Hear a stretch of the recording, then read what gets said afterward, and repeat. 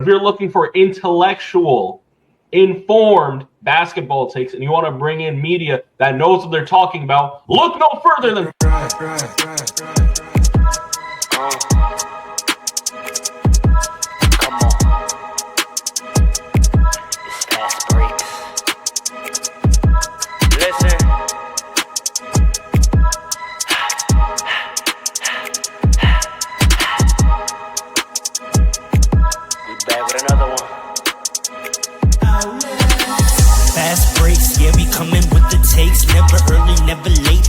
always push the pace, yeah. And we really study tape, y'all just view the highlights, man, we really watching games, yeah. You just watch from the stands, we run 3-man weeks, Paul, Dre, and Allen, yeah. Way more than a fan, we got love for the game, we don't have to pretend. Got it out the mud like you get it off the glass. I'm to run the fast break, throw me the outlet. Yeah, we got it out the mud like you get it off the glass. Time to run the fast break, throw me the outlet. We on the break, it's fast break. We on the break, it's fast break. Let's go.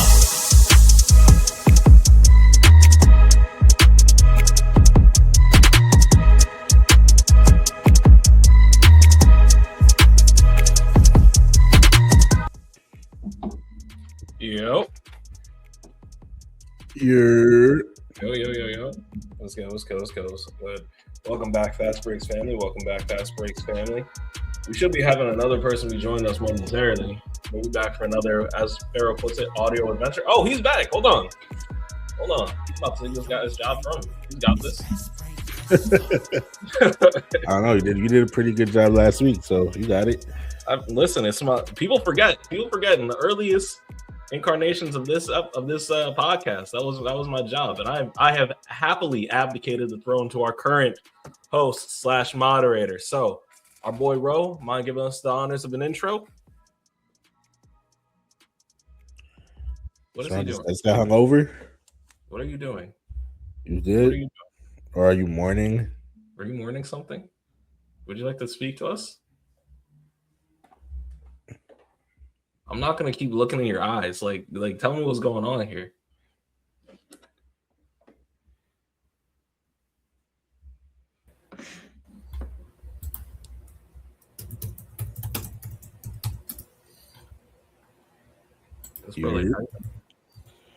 Fast Breaks family, this is not a ploy. We don't know what's going on. We are finding out in real time, as you are.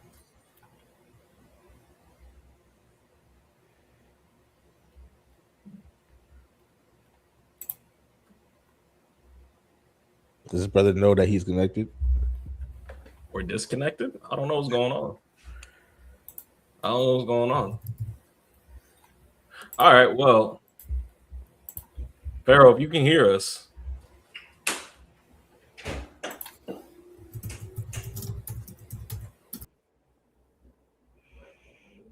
All right, well, I'm Dre. That's Alan. And we got a lot to talk about today. Yes, sir. Let's get it. What are we talking about first, Trey? So we got a couple things going on. All right. Obviously. What's happening? I don't know what this means. I don't know what's happening. Is this an Ode to Holy Week? The next song needs no introduction.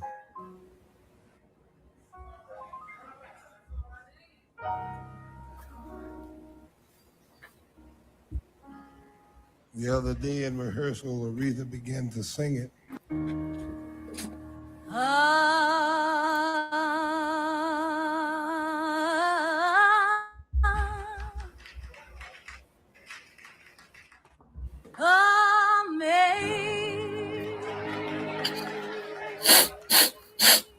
Is somebody's funeral? For the audio listeners, it looks like he's mourning something. You got some video up. Looks like somebody's funeral. This is all for Luka's career, for Luka's season. His career is not done. His career is not. I'm confused. Why are you? Clear your Take nose. your time, Aretha. Take your time. That's the Aretha. Oh, that is a young Aretha thinking.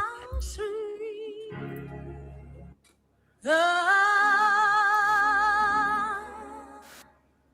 sound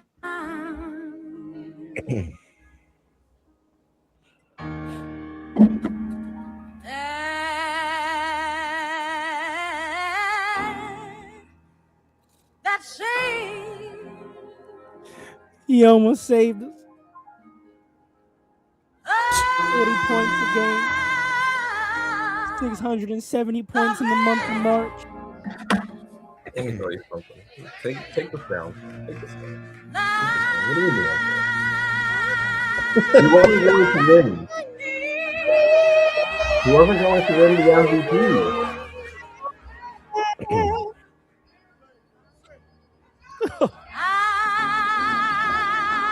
We had so much life left. We had so much season left ahead of us. You're still making it into the playoffs. You won't do anything, but you'll make it. Oh, he was a top 3 MVP candidate.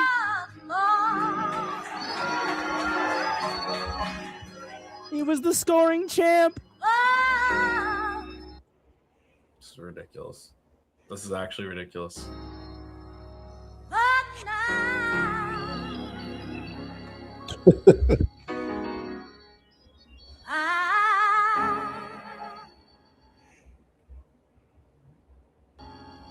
I'm found.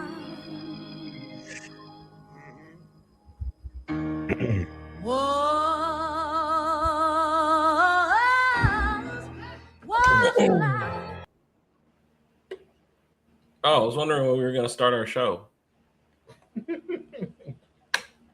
Just wondering what was going to happen. You're muted. You are muted. Is your mic disconnected? This Luka injury has him all disheveled. Still can't hear you. I go the host with just enough.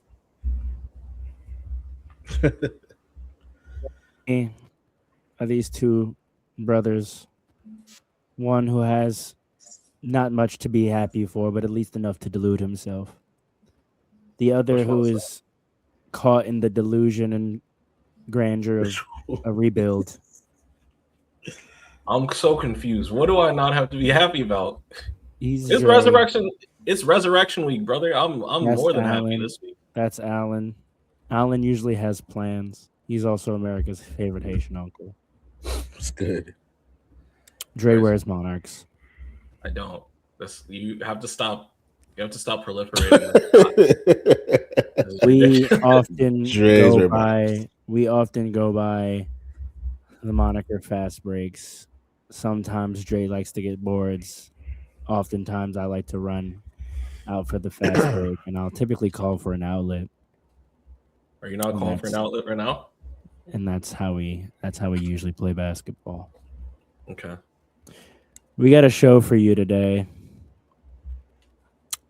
It's the only show in my life moving forward this season. We're going to try to find the magic, even though the magic is lost. The magic is gone.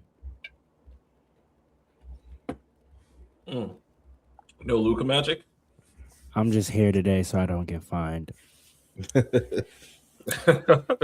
In the illustrious words of John Wall, if you really know hoop, you know this quote.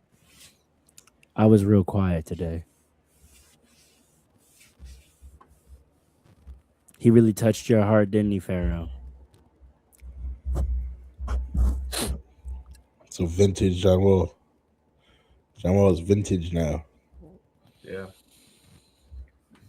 How are you brothers doing? Better than you, it looks like it. That ass. I'm in eager anticipation. Listen. Do y'all want to just get right into it? Yes. Yes. Yeah, I do actually. Well, first and foremost, let me just say this. For all who observe and celebrate, happy Holy Week. Yesterday was Good Friday. Today is Holy Saturday. And tomorrow, as we all know, is Resurrection Sunday. So for all who celebrate, I'm wishing you all the best. Peace and blessings to all of you.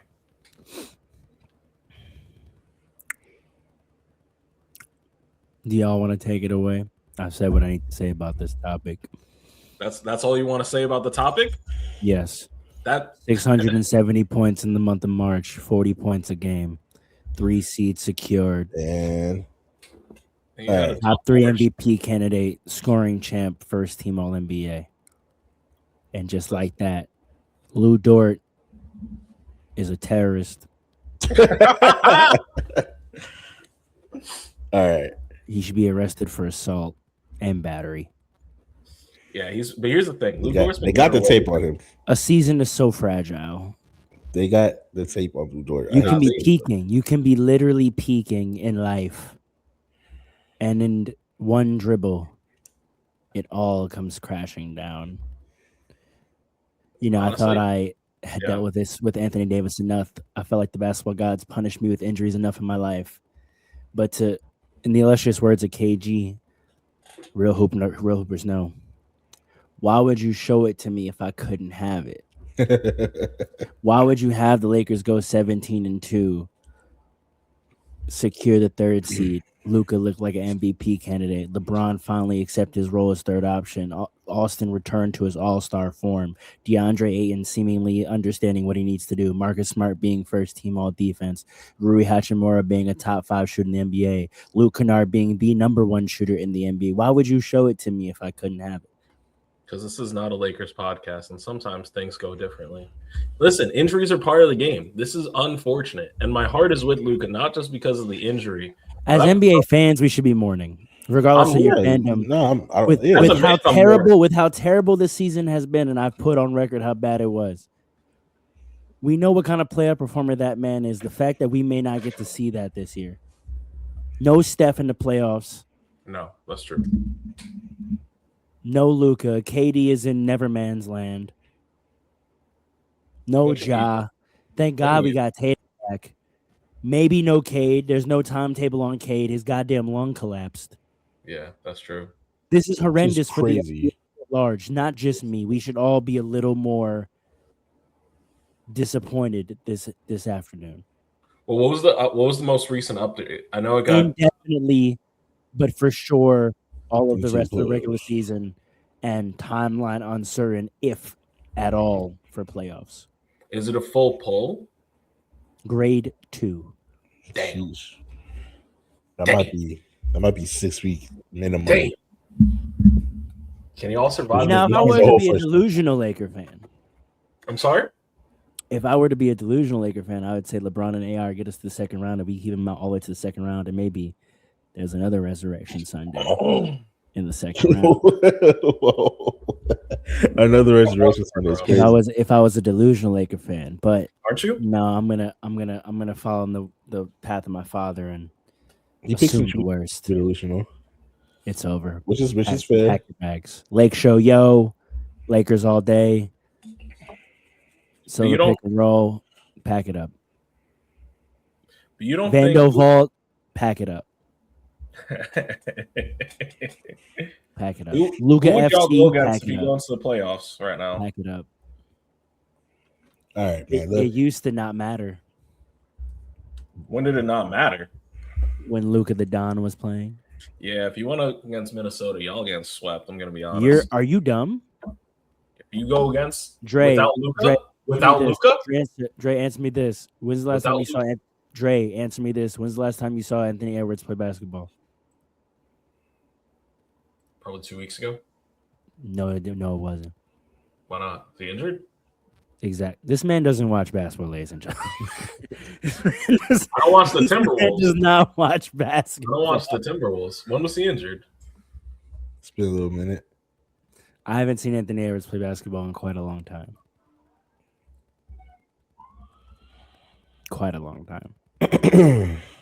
But that Luka injury, it's a tough out. That's a real tough out for him and the Lakers. Only because he was playing so good since the All-Star break, bro. Like, I don't think anybody was gonna like take the MVP away from Shea just because he's been killing it all year.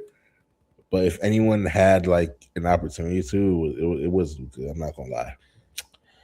So just for all the reasons that you said, why would you show me this if I couldn't have it? It's real sad for the Lakers fans. And you're right, just for the NBA fans in general, bro. But I gotta tell you, as like there's someone watching, if I was a Lakers fan, I would probably be like really frustrated, specifically because like Luka is damn near like a my player. You know what I mean? Like if Luka was a my player, he would have like the shades of all the best players in the NBA at his best when he's playing actually healthy. Ever. Yeah. All of the best players ever. When he's absolutely healthy, he's right there with Shay's like driving ability. He's damn near like, I'm not saying he's as good or better than all these people, but he's at least like right there, right? With the Shay's driving ability, he get the 2 points into the line as good or as almost as good as Shay can. He can pass, control the game as good or almost as good as Jokic. He can shoot the three as good as most people in the league, if you're not named Steph Curry. On defense, he's not the greatest, but we've seen him at least be competitive this year in the second half of the season. Like he could do all these things when he's at his absolute best, but we haven't seen him be his absolute best for a full length of a season. So to me, as a Laker fan, that would be very frustrating to me because you see how good he is. He could potentially be like the guy in the NBA. Best player in the world. Yeah, bro. You can't tell me for the last 30 days he hasn't been the best player in the world. Exactly. In the last 30 days, convince me. You cannot convince me. But he don't give you that for the whole season, whether it's injuries or like whatever other reason. We haven't seen. I mean, he started the season averaging 48 and 8. And then it went down a little bit, and then no, I understand. I'm just saying. Like I'm just saying. Yeah. So he gave us MVP play for most of the season. So that would be really frustrating for me to watch. I'm sure as Dallas, when he was back in Dallas, it was probably not frustrating, hence the eventual trade. But I don't know. I'm sad that he's gone. He plays a lot of minutes, yo. He plays a lot. He plays a lot of minutes, yeah. Listen, it's unfortunate to see. It really is. I don't know that he would have snagged the MVP, but you know, he was having a hell of a March, in a good and bad way because he had a lot of personal things going on. That being said, yeah, he don't deserve this in life. That's like, at least he had basketball. You know what I mean? That being like, said, with everything going on, at least he had basketball. I wanted to circle back to that only because my basketball watching just.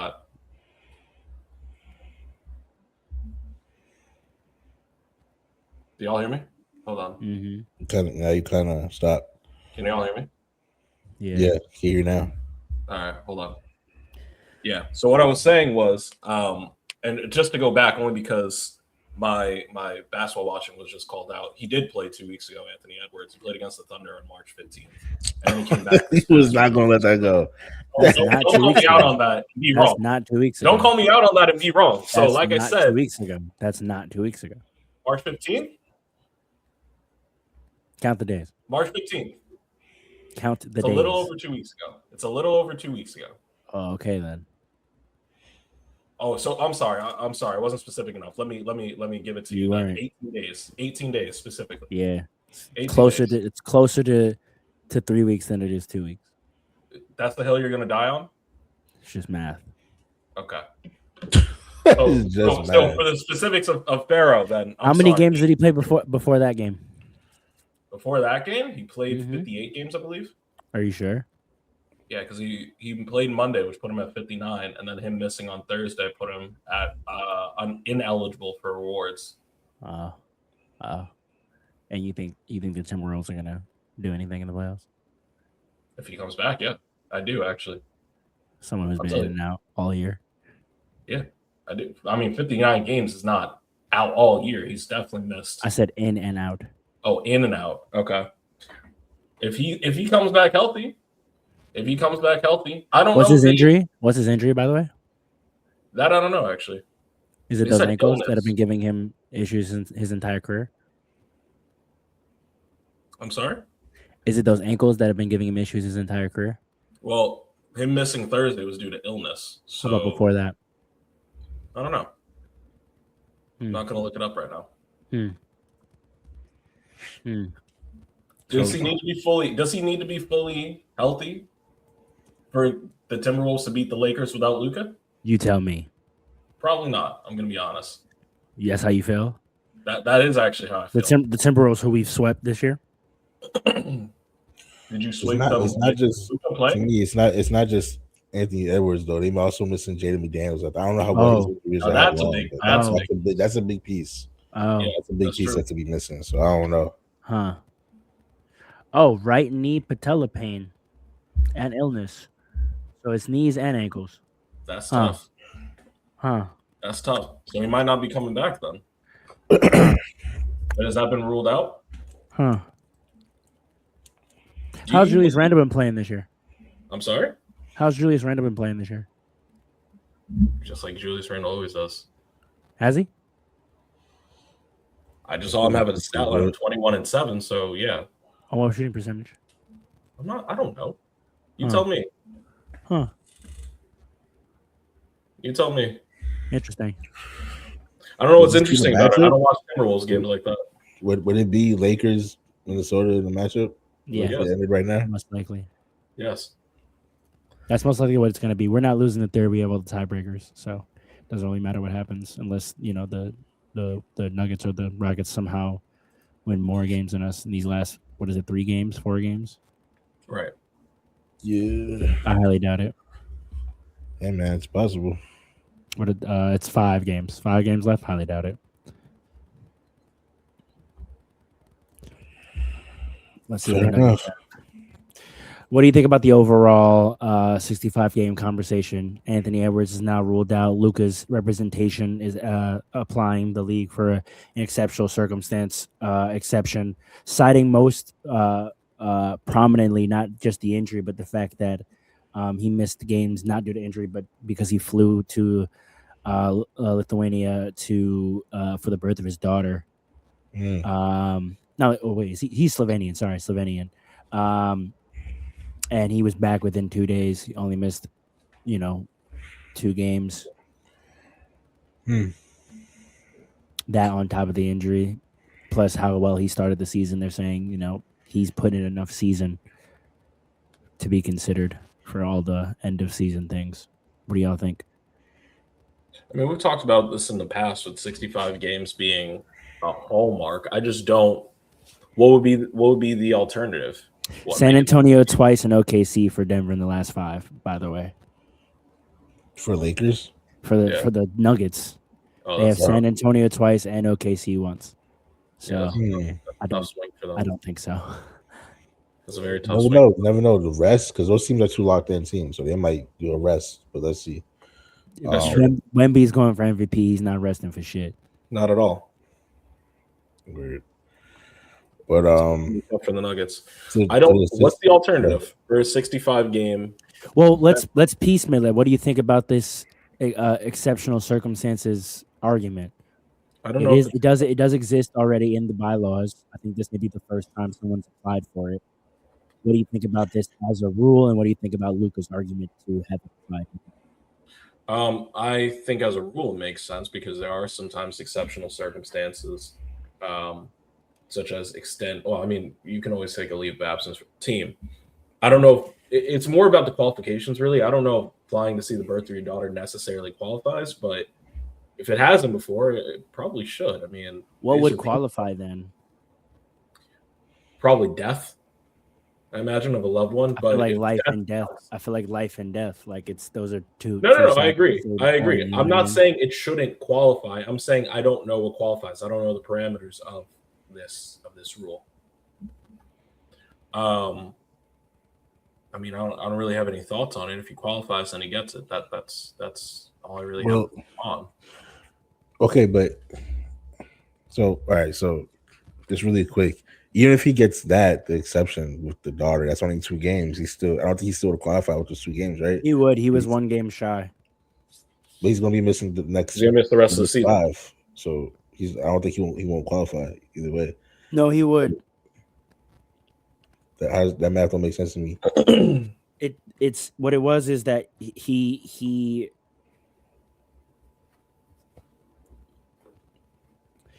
I don't know how to explain it. I guess by the end of the season, he's only one game away. I guess. Let's Correct. assume That's that. what it was. It Okay. was like, yeah, exactly. Okay, if that's the case, then he should. If I'm the NBA, I'd give that because I think Like he's gonna these games that he's missing, like he's missing enough to put him one under. Like he needs to play one more game to be able to miss the rest and it count. Okay, then I do think that could be an exception. Because the spirit of the rule is like you want players to play in as many games as possible and not like I guess rest, quote unquote, or whatever the case is. But he wasn't resting. Yeah, he wasn't resting. He wasn't missing games that he was able to play in. He missed it for the birth of his daughter. I think in the spirit of the rule, I think that exception should apply. Or someone else, like Andre said, mentioned the death. I think that applies. Or some other type of emergency situation where you have to miss a game. I think all that should still apply. The 65 game rule overall, the idea of it is still good to me, but we may have had like an overcorrection to like the problem that the league was trying to fix. 65 games might be too stringent. It might be like too hard leaning on that. I've heard, I listen to a lot of ball pods and stuff like that, and a lot of the people have been saying like maybe they should go like by minutes. That's an alternative. But I kind of like the idea. And me personally, I haven't heard anyone say this yet, but I kind of like if we did it more like in tiers.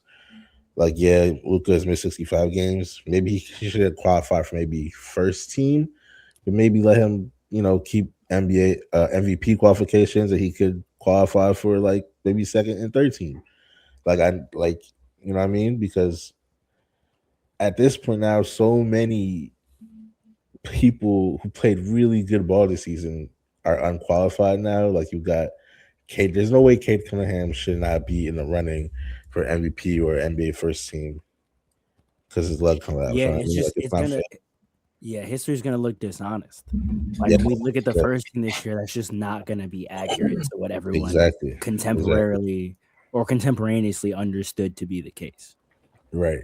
And so like on the other side of it, I do understand because if I'm Jaylen Brown and I was averaging like 29 points for 80 games, maybe I might feel like I deserve it over someone who's averaging like 31. I'm just using arbitrary numbers, 31 points over 65 games. I could understand why I could feel like I deserve first team over him. That's why I kind of like this idea I have like doing the tier base. Like if maybe 65 games you can't get first team, but if you have 60 games you can get like second team. So that's why I like it personally. But yeah, just like Pharaoh said, like history may not look back on it. Shout out to Bill Simmons. He says that the NBA awards are like a snapshot of like this how the season went, and I like they are, yeah. That way. Yeah, I like the idea of looking that way. And now potentially these awards don't really tell how the season went. I always say the only awards. I always say the best season. Go ahead. Right. I always say the only awards I respect are the All NBA teams. First team and the defensive teams. Those are the only ones I ever respect in history. And even now, those are kind of questionable. Like the MVP, Defensive Player of the Year, like all those awards are narrative based now. But like the teams is always like when we start debating players, like my biggest thing about two-way players is how many first team all defense and all defense overall players like Kobe and Chris Paul have made. Right. Like, and now that's just in smoke, kind of. I don't know if it's fully in smoke, only because of Alan. The last thing you just said is that these final end of the year awards are snapshots of the season. Well, that's exactly right. Shouldn't we? And I'm just playing devil's advocate here. And going to your point with Jaylen Brown or Wemby, right? I know Wemby's. I think his grandfather passed halfway through the season or something. He had a death in the family of some kind, and he was still showing up for games. And he's not applying for exceptional circumstances, right? So the guys that are showing up every day, maybe he missed one or two games, but he's going up for over 75 of the 82 games. He's showing up. He also only plays 25 minutes a game. He plays 29 minutes a game. Or whatever it is. So, like, if we're going to start doing that, you know what I mean? Like, if we're going to start pinching pennies, So then maybe you take Wemby out of it then, right? But he's But showing up. Wemby wouldn't. I'm sorry. I just to clarify, you said he played. He still qualifies though, right? So why would he apply? No, but I'm just saying if we're gonna start measuring participation by every incremental metric, then like you said, if we did minutes, then who knows if Wemby qualifies amongst the top guys because he doesn't play as much as them. That's fair. That's a fair critique.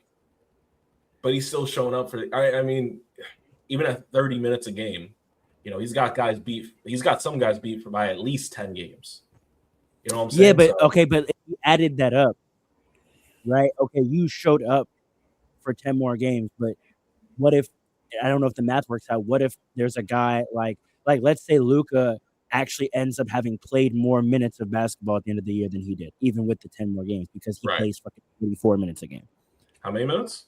No, I don't know the math. I'm just throwing it out there. Like what does showing up really mean? Like, okay, you played 10 more games, but even in my less games, I was on the court more than you this year. So who really showed up? If that were the circumstance, obviously. That's why I don't like it. That's why I don't really like it. I don't like it using it as a measurement of showing up. Like, I'm not totally against the rule. Well, that's how you framed it. I'm not against the rule, but I don't like the rule as an accountability for showing up because of what we just illustrated. Like, you playing more games does not necessarily mean you showed up more than another guy. Well, when you say showing up, I meant in actual attendance. No, I understand, but the spirit of that I think is misleading because, again, yes, you put your jersey on more nights than I did. But if I played more basketball than you did at the end of the season, what does that actually mean? Right. Well, I guess that's fair. That's an argument for the rule, though. No, because that would mean Luka would qualify theoretically if he reached. If we did the minutes rule, maybe. Yeah, I don't know. Right. The minute threshold, despite missing 10 more games. You know what I mean? That might make sense. Yeah. Maybe. I don't even know how you would go about that number though. Like, what's the number that you? I don't know what. Yeah, I mean, they kind of have it now. Then you get into a weird thing with like, so far we haven't seen guys necessarily. Although maybe this is what Luka did. Play games they shouldn't because they want to qualify. Some could argue that there may be a handful of games Luka should not have played in, but he knew he needed to qualify. Halliburton did that last year, right? I think it gets even worse with minutes. Part of the criticism I've seen recently is that Luka should not have been put back into that Cavs game. Right. Well, so that's if minutes become the metric, then he's absolutely getting put back into that Cavs game. But so that's the thing. The rule also creates a safety net where you're not giving unnecessary exposure, right? So it's in a sense, it's almost like a bare minimum requirement, right? Put on a jersey. You get the game counted towards you, right? You don't have to force games. You don't have to be there. And if you have the exceptional circumstances, you can always apply for it. But if you have to go, then you're gonna have guys. Didn't someone for stats a few years ago literally check into the game and then check out? Okay. Yeah, that's true, but that's not. And then what are we doing now? It's all facetious, right? Like. I mean, at a level, it's going to be all for the reasons we just discussed. At a level, it's going to be facetious anyway, and the voters are going to have to make that determination. So is there a better way to regulate what we're really trying to get? Because the way this rule was framed when it came out was as a mechanism to incentivize not arbitrarily resting, right? Because they didn't want people not showing up to markets, not playing nationally televised games. Like, that was the real thing about it, right? Mm-hmm. Everything we're talking about in terms of the measuring of the 65 games has nothing to do with any of that. We're now marking the 65 games as a market of a level of commitment and showing up and how much someone did. And now we're doing but we've just identified how it could be facetiously manipulated. Where like you can get to that 65 game mark or you could get to the minute mark and it actually doesn't reflect that, right? So if we got back to what the rule was instituted for, my question is there a better mechanism to just decentivize the things they were trying to not have happen? Like maybe we should just go back to fines. Like if you sit a healthy guy in a nationally televised game, if you sit a healthy guy for no reason, fine them. Or maybe like Tex, you get a certain allotment of games rested for that reason, and if you surpass that, you're disqualified. But see, there's a way to circumvent that too, because all Who's you got to speaking do right now? all you got to do is put in Speaking the right play. now. Hello, can you hear me? No, I can hear you. I just don't know who you are because you didn't introduce yourself. All right, hold on. That's a ridiculous. It's a ridiculous thing to do. Anyway, like I was saying, the way they would circumvent that is do what McHale did last year. Come in, put on a jersey, go on the court, and then next stoppage in the game, we get out. Yeah, but that's what we're talking about not doing, right? And No, I but I'm think saying with Farrell's solution that he just named, you could still like circumvent that. You know what I mean? You could still yeah, you're right. Yeah. But then you get fined. No, but I don't think you'd have to do. that. No, I don't think you'd have to do that. I think because listen, no one can regulate DNPs, right? So if you but here's the thing: at least suit up. When guys are resting, guys don't even suit up. Mm-hmm. All right, so now you suit up and rest. You know what I mean? Like, Yeah, but I think at least that's better because at least like that's like you could. Who can critique that? I think the answer might be in a minute's minimum, right? Not just 65 games, but you have to play a minimum of 65 games where you've showed up for at least that's part of the rule. 50 minutes. Is that part of the rule already? It's part of it now, yeah. What's the minutes minimum? I don't remember, but it's part of it because 20. guys would do exactly what Paul said, like come in and get out. So the minute restrictions is some of it. But people have been saying like just take away the 65 and up the minutes, and that's what some people have been saying. So the reason I'm confused is because I think they should just penalize what they don't want to happen. I think the games thing, I think it infects too many other parts of too many other decisions in a season, right? Like yes, they wanted it to be there so that when a guy is healthy and he might rest, you think about maybe not doing it.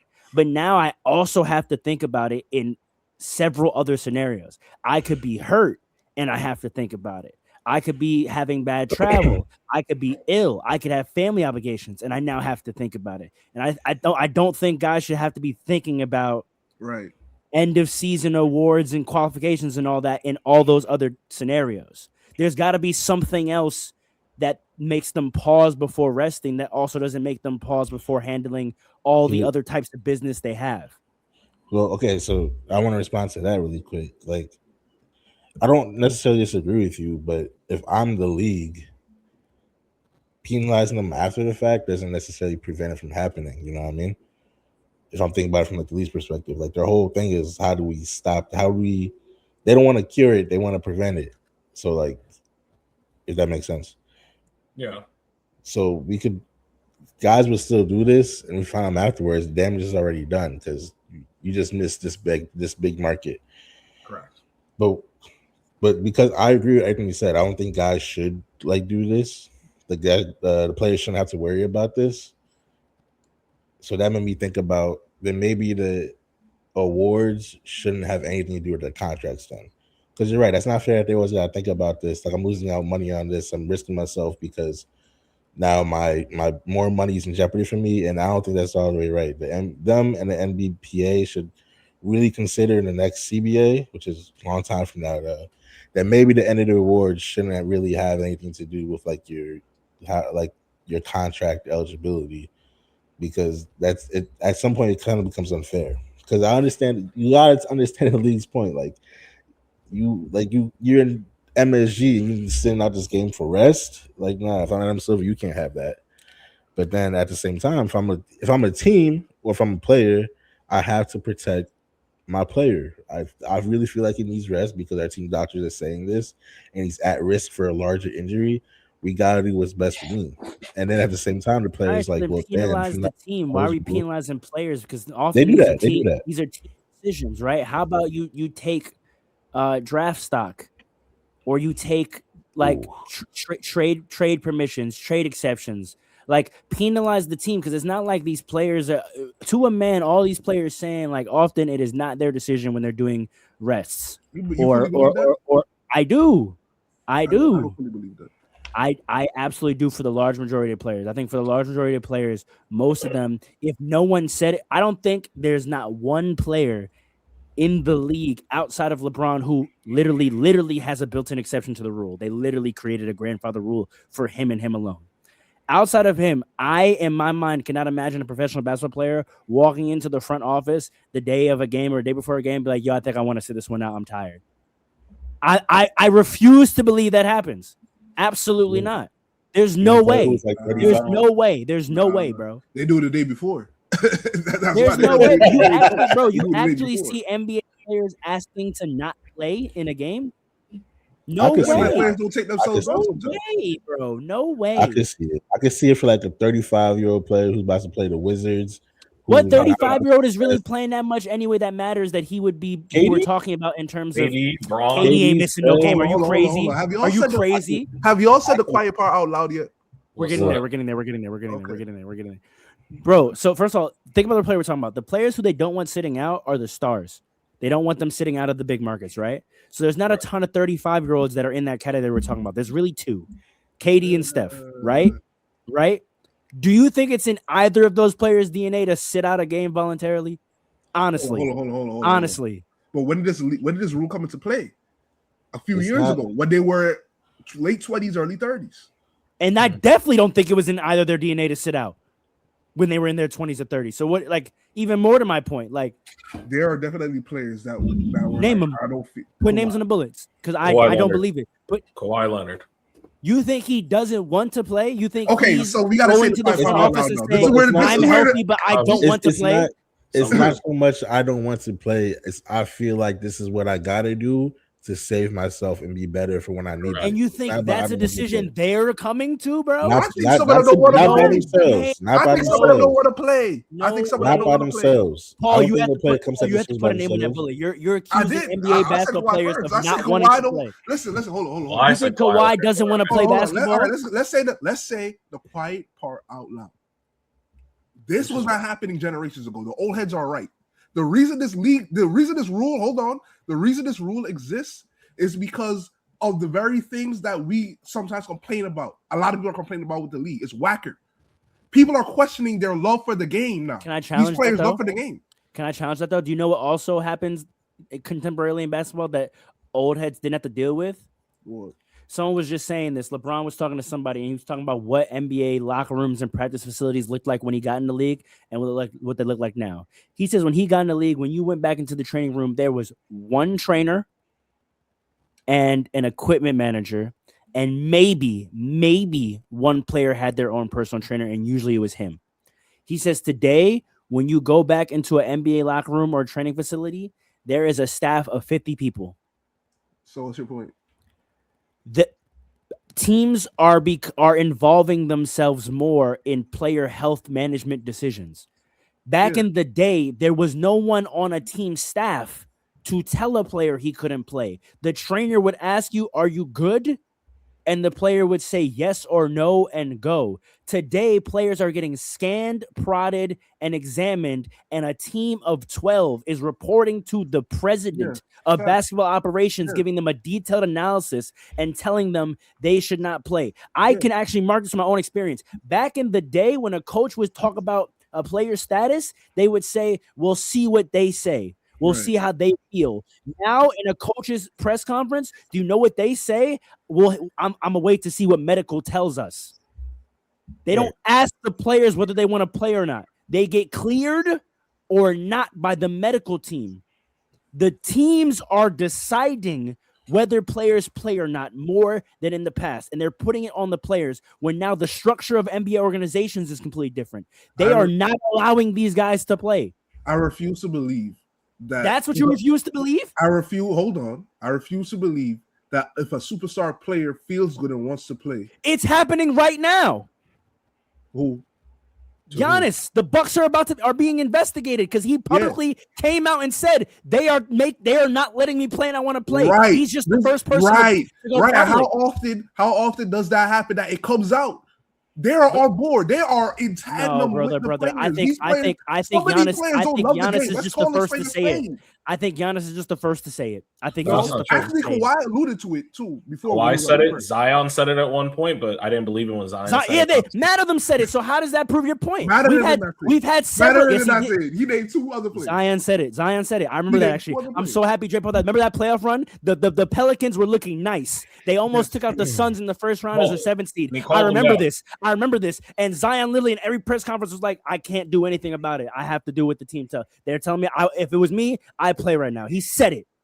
And they did not let him play.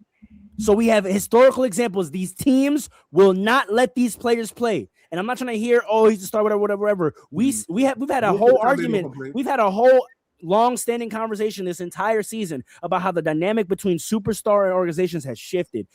Organizations are letting their nuts hang more these days. Yeah, and the players are standing up and talking. But those who don't talk, you know why they don't talk, because they don't. They are these players at the same time talk about how I don't like you standing behind organizations more than players, bro. I'm gonna tell you right now, I don't like you standing behind organizations more than players. I don't think he's standing behind organizations. He is, because he's putting the players and not the organization. He's not making a pro team. This is a pro team argument. It's an anti-player stance. There's a difference. That's awful. That's awful. I'm not saying it's good or bad. I'm just saying what it is. Hold on. All I'm saying is that these players are in tandem. We've heard players talk about how there's certain games. There's a conspiracy. We've heard that too. Just as how you've heard players talk about how, they're not letting me play. You heard players talk about, especially veteran players talk about how certain games they're not in it. So I'm a Knicks fan. I see games where the players are not in it. Can I ask you a question? Playing because they're not in it. So let me ask you a question. So if a team of 40 medical professionals tells a pro athlete not to play, we're now penalizing that player for saying, okay, I'll listen to you. That's a bad thing? Every single one of these players should be fighting their medical staffs every time? What do you mean fighting the medical staff? What you say goes. It's your body. They can say what they want. You can't play if they tell you you're not playing, Paul. And then you come out. So that'll be fighting. So you think every single time a player disagrees with the medical professionals on the organization, they should come out to the public and say, I want to play, but they're not letting me play every single time? I'm saying these players are glad to have some of these games. I'm asking you, Paul. I'm asking you. What? You think it's wrong to ever accept what the medical professionals are telling you? Ever? That's not dragging it? Ever? Well, I'm asking you. You're penalizing them for going along with it. Can I ask What's wrong with going along with it? What's wrong with listening to doctors? Can I ask a question? Hold on. Wait. Let me say this real quick, Jerry. Hold on, because he cut me off too. Did Kawhi Leonard, when he was on the Spurs, not get other opinions from other staff, from other doctors that weren't medical staff, because he felt like they were biased and holding him back? No, you have it reversed. The San Antonio Spurs staff cleared him to play, and he didn't believe them and went and got outside help that told him that he shouldn't play. Right. So that's actually a flip of what you're saying. Right. Yeah, you're right. You're absolutely right. Now the medical staff for the team is biased. Are they not? What do you mean? I don't. Paul, you're digging yourself a deeper hole. So you're telling, if you're about to make an argument that the team staff is more biased to play, doesn't that mean when they say don't play, that's even more of a reason as a player to say okay? Whatever the incentive of the team is with the specific player. Right, with the specific, like the Clippers staff, medical staff, clearly is the antithesis of the Spurs medical staff. Sure, I think the imperative that the team has to think you can look at different teams and determine the medical philosophy of their staff. Like I don't like. You know what I'm saying? Like these are very bold assertions. Like I don't. I know, but look. All I'm saying is, I'm not letting them off the hook, like as if we don't hear them talk about how they don't want to play every single game, like as if we don't hear certain players talk about how we should have less games in the season. Certain play, I'm not doing that. The culture. All I'm challenging you to think about is that these are not opinions coming from sentiment from players. We're talking about we're in 2026. There's data. Yeah. There's medical professionals and data. And if you were sitting in the training room every day, how do we know they're not repeating the talking points of what teams' medical staffs are saying? And if you go on Twitter, there's a small community of like sports medicine where like guys will like analyze injury. They're not on team staffs, but like I know. that entire community universally puts out that narrative about there should be less games and about how the speed of the game is different. So when we hear the medical community making these points and pushing this narrative, why are we thinking that the players are now saying it from some sort of sentimental softness and they're not just echoing the words of the sports medical community? This is why I don't understand. Like, these arguments are not coming from nowhere. How about former players who don't have those relationships with medicine? The ones who former player, the ones that used to do crack, those ones. No, not them. Who are we talking about? We're talking about the 80s. I'm talking at the late 70s. Richard Jefferson said. When did Richard Jefferson play in the NBA? He retired like 2016, 17. Right. So when he got in the league, what did training rooms look like? Probably the same as LeBron, he played in probably the same as LeBron, right? Probably the same as LeBron, right? He played under similar circumstances to these players. But what did he say? What did he get raised by? Is my question to you. It don't matter. It doesn't matter. He played in in different eras, so he's actually more credible than the players today to talk about it. Because he can compare. I think if you play 15 years under a certain type of relationship with sports medicine, and in the last 4 to 5 years of your career, a shift happens, I do not think that you're like unbiased into the determination of which of the two to pick. Everybody has bias. Of course, but I'm saying his NBA upbringing did not include the relationship with the medical community that today's players does. I don't care that he was there for some of it. That's why I brought up that LeBron has had this reflection. I don't care that you spent some years where this community was now present in the NBA. That's not what you got used to. That's not how you were indoctrinated. You were indoctrinated with a very, very, very minimal contact, minimal relationship with sports medicine. That's a fact. I don't care that you had a few years of access to it. We're talking about a modern day NBA player who starting in college has day-to-day one-to-one sports medical management. So by the time they get to the pros, that is ingrained in their life as an athlete, to have a relationship with sports medicine professionals who give them their opinion. And I would imagine many of them, by the time they get to the pros, internalize that opinion such that they defer more to that information and that opinion and perspective more than their own internal competitiveness. We are not giving enough grace for that. Well, we got to be honest. It's not the young stars that we have these complaints about. I'm not saying the young ones. I'm saying, like, to your point, this started some time ago. We're talking about guys in their prime or in their late 20s right now, right? No, I'm not even talking about them. So who are you talking about? No, I'm saying, well, late 20s, yeah. But like, that's what I'm saying. But this started when those guys got into the league. Right. That's what they know. Players who are young in age, like early 20s, they play every game unless they're hurt 9 times out of 10. Or if they're injured. Zion Williamson. We just brought him up. We just brought him up. We just brought up a 23-year-old. We just brought up a 23-year-old. He's a rare case that you know that. He did just say unless they're injured. He's an injury prone player. We just brought up a player who had the exact dispute we're talking about, who thought he was healthy and the medical staff. That's a disingenuous example to how is it? It's what we're talking about. He was injury prone when he got to the league. Okay, so what is that? What argument are you making because of that? So he was injury prone, meaning what? He is a rare example of a young player who just gets into the league, and they're worried about limiting his minutes and limiting the games he plays. And how do you feel about that? Like, what's your point in bringing that up? I didn't bring up Zion. You did. No, but I'm saying, and bringing up that he's injured. No, I'm saying, and bringing up that he's injury prone, you say that to say what? That's a different case where the medical staff should be more cautious. I'm gonna be honest. Wait. Okay, right. Again, but that's my point. The way you feel about that, you're analyzing it from you're critiquing or praising the medical staff's decision. That's all I'm advocating for, is to frame these outcomes more in these are medical staff decisions. You're not going at Zion. You're going at the medical staff for being more cautious. And I'm saying, why don't we do that when it's the reverse? Why don't we do that when it's when the player? We only question the medical staff when the player verbally doesn't go along with it. My thing is, why are we penalizing? And I want to ask this to other guys: why are we penalizing players for going along with the medical staff's recommendations? Why is that a bad thing? It's not a bad thing, but you also have to take into consideration there's no appeals process. right? Appealing a medical deciation? Correct. Why are you acting like they can't just do what they want to do sometimes? They do it all the They time. can't. They can't. That's Please. the scenario here. This missing piece, right?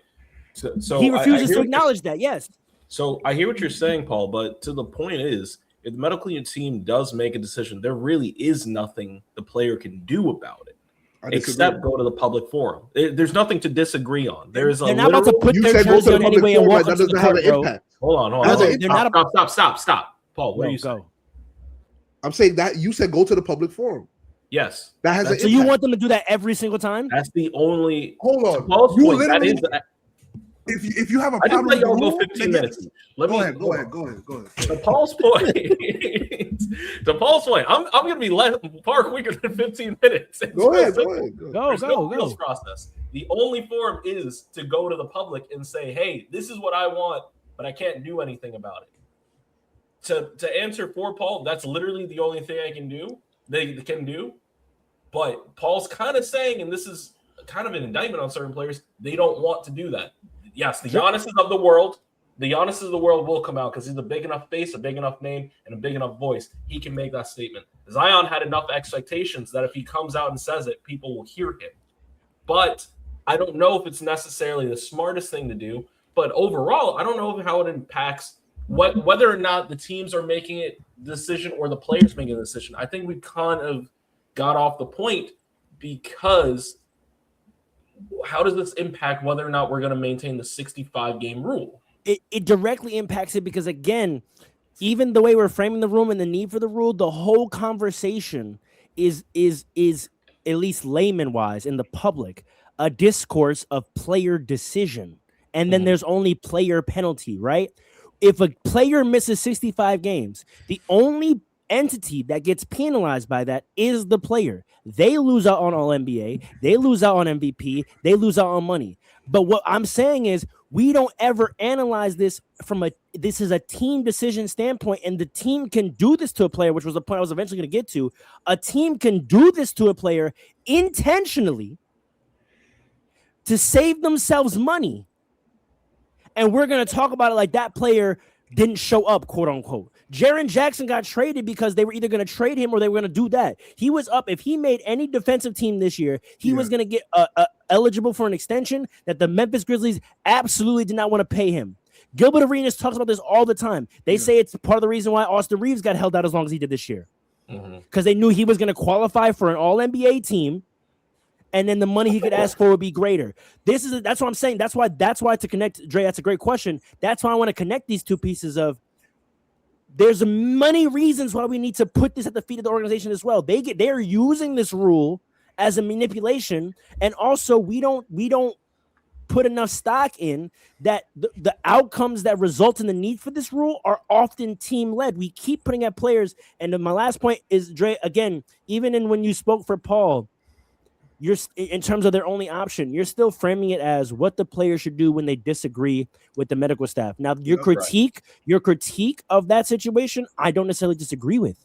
My thing is there's a further critique that, Paul, you seem to be espousing, that when the team says, outside of super injury-prone players, when the team says they want to shut you down, you seem to have a problem with a player agreeing with that or going along with that. And that was the question I posed to Dre and Alan. That's crazy. Not what they should do when they do disagree, but you seem to think it's soft of them, or they have less heart or competitiveness when they simply listen to the medical professionals.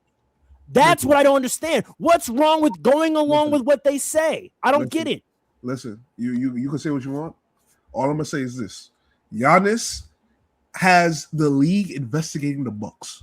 All right, this is big. Listen to what I'm about to say. Right, you can put everything on the feet of the organization if you want. Right, the players' voices matter. The union, the Players Association matters. This rule exists for a reason. If they are going to start investigating teams, these players now have a chip in their back pocket. Now they have a tool. They can literally say, look, if you don't play me, right? If you don't play me, I'm going to get another medical examination. If they say I'm good and you don't play me because you're trying to rob me of money or whatever the reason is, you will be investigated because I'm going to come out and say I have personal doctors that said and medical records that said I'm good, and y'all are holding me back because Paul, I don't want to go in a circle. We're agreed on that. We're agreed on that. Though we're agreed on that. We're agreed on that. Again, I try to redirect. What's wrong with them simply agreeing? That's what I don't understand from you. If they agree with the diagnosis, why is that a problem? Listen, first of all, I never said it was a problem to simply agree every time. We're talking about the cases where you can play, you don't play, right? But who determines that? That's what I'm getting at. That's the heart of the matter that I keep getting at to. Who is the actual arbiter of whether a player can or should play? And I'm saying if you have your personal, because you talked about a few episodes ago, you talked about how it's on the player to have their personal trainers and work on their individual skills. Well, you can make the argument it's on them to take their career into their own hands and have their personal doctors evaluate them and see if it lines up with what the medical staff is saying. Because answer my question. Who should be the arbiter of whether a player can play or should play or not? Who should it be in your opinion? The way it exists right now, the medical team is, and the medical team should remain. You cutting me off. I'm literally answering you. The medical team is it right now, and they should remain so, but they should not be the final arbiters of this. Who should have a say? Who should? Who should? Yeah, who should be the final say? If a player comes and says, listen, the NBA, they should investigate when investigations are needed. What's happening right now with the Bucks is good for the league. We are agreed on that type of scenario, Paul. I'm trying to get your opinion. I'm trying to get your opinion. I'm gonna go to Dre, maybe because you started to answer before Paul cut you off. Again, the idea that players are soft and don't play as much. There's two ways to think about it. There's one way, which Paul keeps harping on, which is they are not contesting the decisions of the medical staff enough, which he finds as a level of complicity, and he's pointing out all the tools they have to do so. Cool.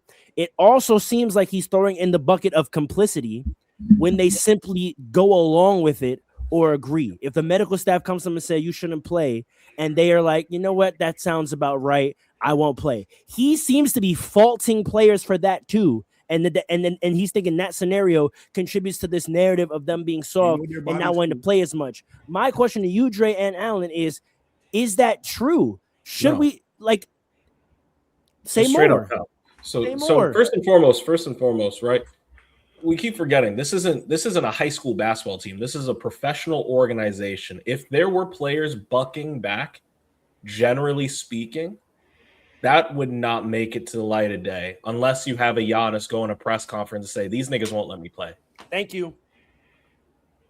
That just straight up, we don't know what's happening behind closed doors unless it gets leaked to the media by a player, right? But again, can we get back to when they agree? Like, is it wrong for them to agree? Is it wrong for them to go along? I'm getting there. So that being said, just to cap that off, we don't know if there is 100% agreement, right?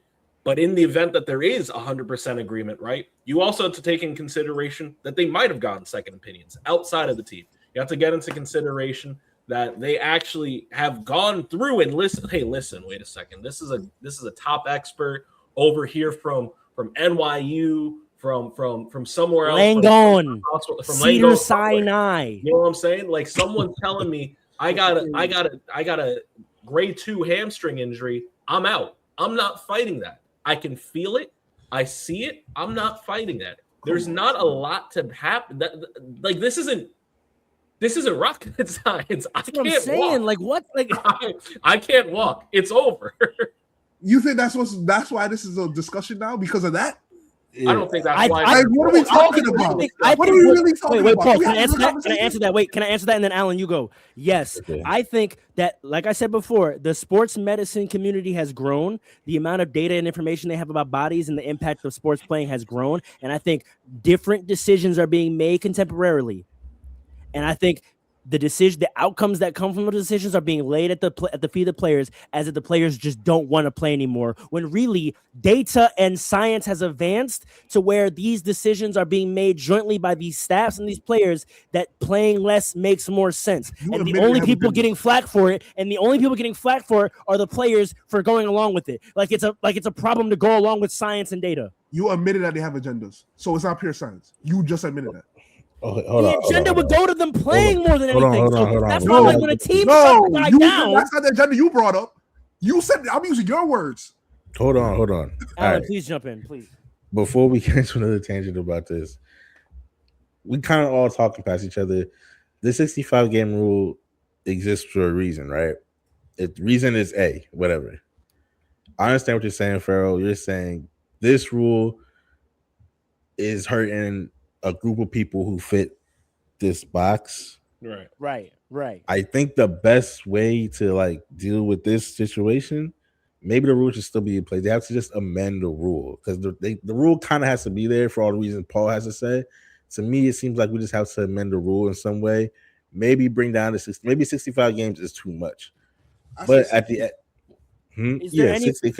whatever number it is, we have to lower it. Hold on, because whatever number has to be there, there has to be a rule to protect what the NBA interest is, and that's players playing when they're available. So there has to be some type of like baseline for that, because there's a whole lot of thoughts here because we said a lot, but like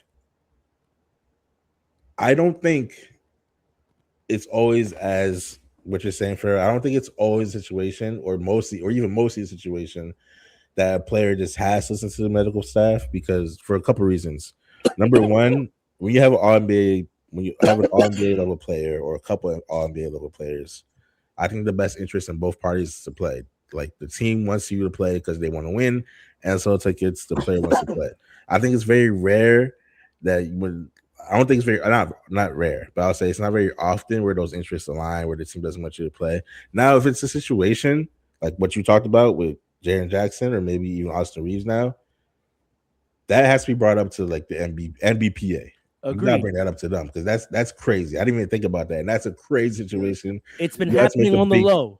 Yes. If that's been happening on the low, the players need to like bring that up and make a big fuss about that because I agree with that. That's crazy to me, and I hope that's not the case for too many players, right? So they should do something really big about that. But other than that, we've also seen, because we just talked about it, we've seen situations where players maybe shouldn't have played but still play. Like I brought up Tyrese Halliburton last year. So to me, I feel like that tells me it's not always a situation where they're sitting down because the team told them to. I feel like they have maybe a little bit more say than what we think. But it could also just be situational. Maybe not every team is ran the same way. I'm not a tangent, but quick question because I want you to keep speaking. You don't think that why are we always imagining it as the sides come to opposite opinions and then one wins? In the Tyrese Halliburton situation, that's what I'm saying. It's not. No. That's why I want to clarify to you. Like Tyrese Halliburton is a perfect example. He spoke about how the medical staff told him the exact risks, but said because it's the finals, we won't use our oversight and our authority to shut you down. We'll inform you and let you make the decision, right? So that's how those scenarios can play out, where the team isn't always stepping in and using that button to say we're shutting you down. But when they do you feel like it more times than not the player themselves should challenge that? Do you think there's a problem with a team pressing the shutdown button and a player being like, you know what, okay, or even agreeing with it and saying you just showed me 32 pages of data on my body that says I shouldn't play? Is there a problem with the player being like, you know what, I'm gonna trust you and not play? Does that make them soft? Does that make them less competitive? No, I don't think so at all. Only because like that's protecting yourself, you know what I mean? And why don't we think that's what's happening a lot? Like, why can't that be the reality in most situations, that the teams are coming to these decisions and the player is agreeing with it to the point where the team doesn't even have to press the button because the team shows them the data and the player goes, you know what? Yeah, that makes sense. I won't play. I'm not saying that's not what's happening, but that's my point is the rule just has to be amended. I don't view the rule right now as penalizing players for listening to the. Doesn't it though? Because what penalty does the team get from the 65 game rule? Because that's what you're looking at the 65 game rule as a penalty. I don't. Is it not? I'm losing money and awards. I'm losing money and awards. It's two separate things. That's why the money should not be tied to the awards. But like, I'm still losing my awards then. But that's an eligibility. It's not penalty thing to me. I view it, in my mind, I see it as It's a a different bar. perspective to me. It's a bar, not a bar because yeah. it's not it's like it's not a penalty to It's me. a bar, not a bat. It's a rule, and if you break a rule, you get penalized. That's what I'm saying. But no one's like breaking You're not getting- a rule. You know what I mean? It's No, not. it is, It's not you are literally breaking. breaking the rule. The thing is, a penalty. You're not is when breaking you it. had If I something miss, that you were- I'm sorry, Andre. If I miss a game because if I tear my ACL, I'm not breaking the rule. Well, It's just something that happened. I'm just not eligible for it. You're right. Okay, if we in terms of word usage, no, they're not breaking a rule. But I don't think penalties only happen when you break a rule. You can be penalized for circumstances, right? And I think they're being penalized. I think there's no way you can tell me losing your award when your production otherwise would have gotten you it, losing money when your production otherwise would have got you it is not a penalty. That's a penalty. Because the guys that play under 65 games and like are debatable for these things and did disqualify, we don't care, right? We don't care. It's not like there's anyone that was kind of close, but then like the 65 games was the thing that put them over or under, whether they should get it, right? We only had this conversation for guys who super clearly should get them. Guys that are very clearly MVPs, guys that are very clearly first team All-NBA, but the only thing stopping them from getting it is this rule. But in those scenarios, it's a penalty, no? So here's my thing, and this is the kind of pushback just for the specific scenario. Is that what we have going on here? And I know you as the Lakers fan, so I'm gonna direct it to the other two people in this podcast. I'm gonna direct this to the other two people in this podcast because I know you're going to say, of course, it's a clear front runner, but I don't know that it is. There are two first team All-NBA. Oh, maybe for first team All-NBA. I'm thinking for scoring champ, he leads by 3 points per game. That's fair. That's true. Like, come on. I was thinking for the MVP. Thinking for the all MVP. of them, bro. They're That's first true. team. He does all scoring champ. All these things, bro. Come on, like. No, that is crazy. I don't know. I kind of not that I'm faulting, but I don't know what Alan said in the beginning might have a lot of value. Well, obviously it has a lot of value. Alan said it. Going to the tiers. Maybe you leave out. I like it. Yeah. Maybe you can't. Because the two guys who would have made first team are both out right now. Yes, that's what you could frame it as a Luka Laker fan, whatever. Cade too. Why? Like Cade is the same thing. MVP guy. I think he was competing for assist leader and first team All-NBA clearly. Like no debate on all three of those things. And he's and his lung collapses and it's kaput. But see, I don't know if they only just numbers wise. I don't know if they would have allowed Shea, Luka, and Cade to make first team. I'm gonna be honest. Why not? Why? Do they ever have three guards straight up? Yes, it's 3 guards, 2 forwards. That's the allotment. And honestly, they don't even follow that anymore because I'm pretty sure they don't do that no more. They took that away. Several times. They got rid of it. Okay. It's positionless now. Anybody can make first. It could be 5 guards. It was just 5. It was Jokic, Luka, Shea, Cade, and I'm bugging. Jaylen Brown. I don't think. Say those names again. Shea, Cade, Luka, Jokic, Jaylen Brown. I don't think Wemby's not making the first team All-NBA. Okay, you could take Jaylen Brown out and put Wemby in. That would be crazy to me too. That would also be crazy. I don't think so either. I don't think Wemby's first team All-NBA. Truly, you don't think Wemby? No, I do not. Crazy. That's not crazy. playing 29 minutes a game. To come back to that, that's crazy. Fair enough. Not playing 29 minutes a game. He's not. But that's the thing. He meets all the requirements. He had to play 20 minutes. He had to play at least 65 games with 20 minutes a game. He did that. And that's how we've come back into a circle. How I don't think these measurements actually accurately reflect what we're really looking at and talking about. Because when we talk, if we don't take those requirements, first team All-NBA, is he hooping as much as those 5 guys? Yes.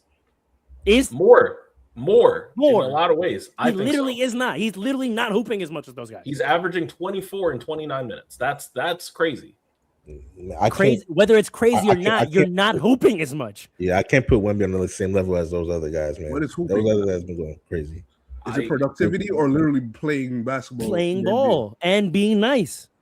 Well, because in the limited minutes, he's so nice that it overcompensates. Needs to do it in 30 minutes, and that's great. That's great for him. But tell that to Jaylen Brown. I can't tell that to Jaylen Brown. Exactly. No, I said I can. No, you I could. can't tell Before it we to move Jaylen Brown. on, though, The first of a before- better record. He Allen, took go. a win. Allen, go. Before we Like, move nice on, to- like what would you keep framing it as like penalizing, and you were going to bring the point of how come we don't like do the teams. What would the penalty be for a team who's literally just honestly Draft stock, completely- trade flexibility, all the things that the CBA does when you sign too many years. Like we have all those tools. What about a team who's like ethically like keeping a guy out for 65 games? How do you do Paul's point, the league should have to verify that. Mhm. If the team wants to contest it, the same way the players, he wants to make it, all the players have to contest. If the league comes down and say, hey, we think you shut that guy down too much. Yep. The league should have to, the team should have to back it up. Go to the league's office, file an appeal, and say, no, he wasn't healthy.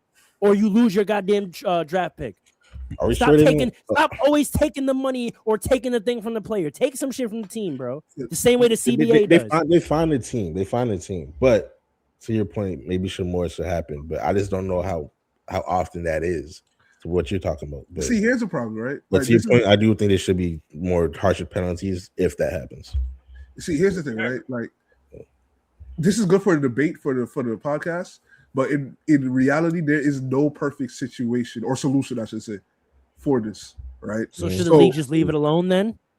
Because No, I think I'm entering that camp where like I think the league is involving themselves in a lot of ways right now, and it's messy because it's in its infancy and it's resulting in messing things up historically because they're trying stuff out. You're messing with stats, you're messing with game numbers, like the fact that the playing games count, but then the championship doesn't. Like you're doing a lot of things that are messing with people's careers archivally.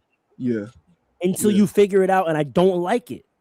I don't like it either, but at the same time, it's like listen, this exists for a reason, right? This did not exist. Say that again, Andre. I said it's LeBron's fault, obviously. I see where They're going to tear us up in the comments. Listen. All I'm saying is these things were literally not issues in previous generations of the NBA. You said that already.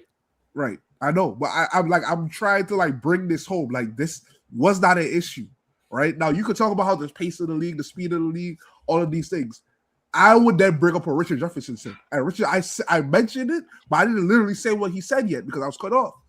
Richard Jefferson said he went on a rant like last year in some post game on ESPN. He said these players have all the technology, all the training, all they barely practice. They have all these things, but now they want to play less games. Like he said that he literally said part of what makes you the best of the best to play in this league is the ability to play for the duration of a season, right? So when he starts changing things up, and that's why the 65 game rule exists, because we are trying to make it that players go back to play every game that they can again, right? And I am not going to put all of that on the organization. I do 100% believe, based on what I've heard players say, and we've heard reports of players feeling like, I'm putting that on the players as well. And if you have a problem with this rule, it wouldn't exist if you all played every game that you could play. It's just the truth. You good? That's all. My final point on it, and then you two wrap it up. Paul's right. There's a lot that's going on today that wasn't going on back then. And part of what's going on today that wasn't going on back then is a lot of people grew up loving sports and went to medical school. And there's a lot more sports medical professionals than there used to be back in the day. And they have a lot more opinions and they have a lot more impact and influence in the sports professional world than they do back then. So yeah, it was real. If we want to talk about easiness, it was real easy for players back in the day to play whenever they felt like it, because there was no one who was qualified enough and there wasn't enough data to even suggest that they shouldn't. If you could take a shot for pain and move, you were good. And now all of them, their bodies don't work in their 40s and their families have to take care of them and they die by 55, right? Right? So before we just say mentality has changed, let's analyze how we're living in a society where science is advanced and there's way more data available, and somehow we have a society, not just in sports, that wants to reject that. that wants to deny that wants to not listen to that, when there are people that have dedicated their whole lives to understanding how these things work and are making recommendations for how we should move forward. So no, I'm not going to put that on these guys, that they should just buck up and they should be challenging these opinions all the time, and that they're not playing when they don't want to because they just don't feel like it, and not because there's a staff of people who dedicated 30 years to studying who are saying, I don't think you should play.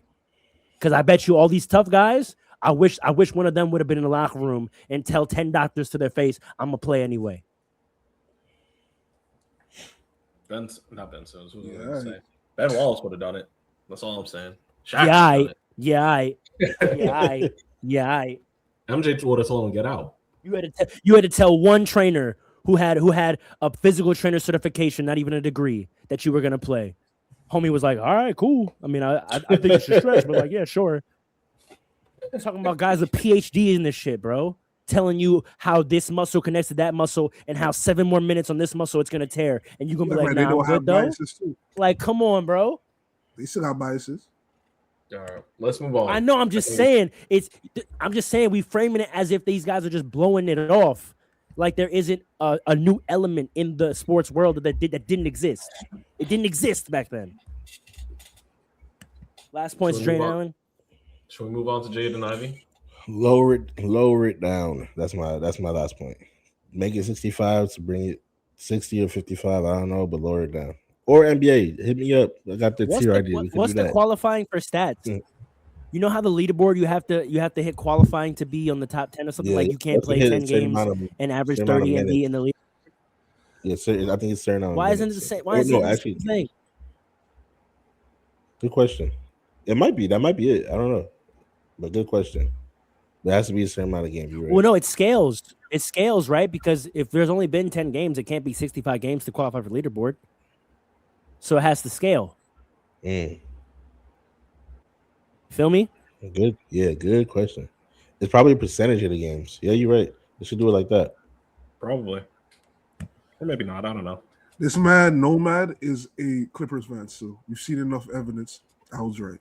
That's a fact. He's talking about defending Kawhi. That's well, nasty see, work. the reason that won't work, Pharaoh, is because at a certain point, you're going to hit that percentages, and the rest of the season, you could then pick and choose.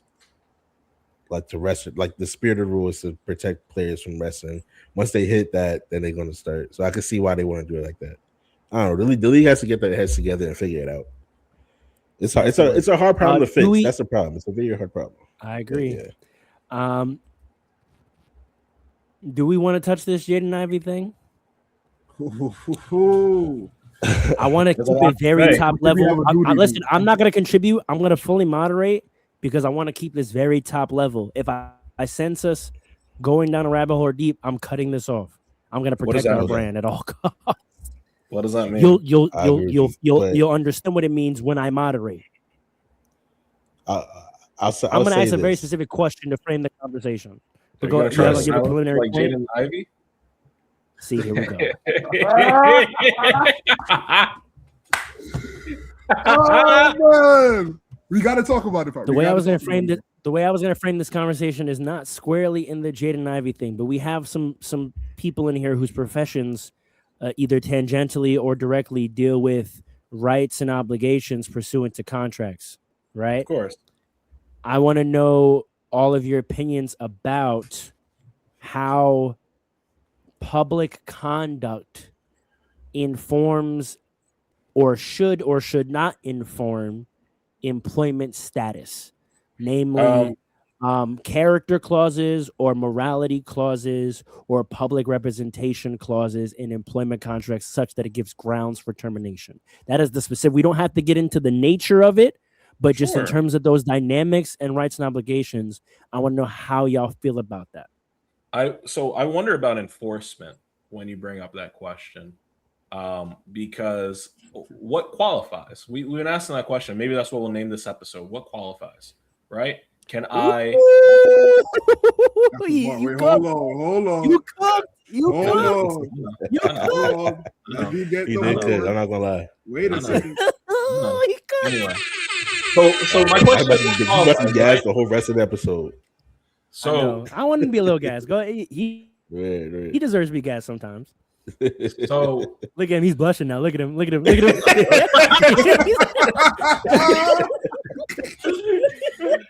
yo, I'm just trying to collect my thoughts. Let me collect my thoughts, man. This guy doesn't want me to be serious. Talk. Don't forget. Right. Don't forget. Here's my thing. Boy, Here's my thing. cheesing. Let him talk, man. He's gonna forget his point. No, that's let me because I've been sitting on this. My thing is what are the parameters that we're using here? Because so there's conduct obviously that occurs outside of the league that's outside the locker room where someone goes on a live, right? And has a certain amount of conduct. I think back to Paul Pierce and him losing his job over at ESPN. But there are other times. That was so funny. There are other times. Huh?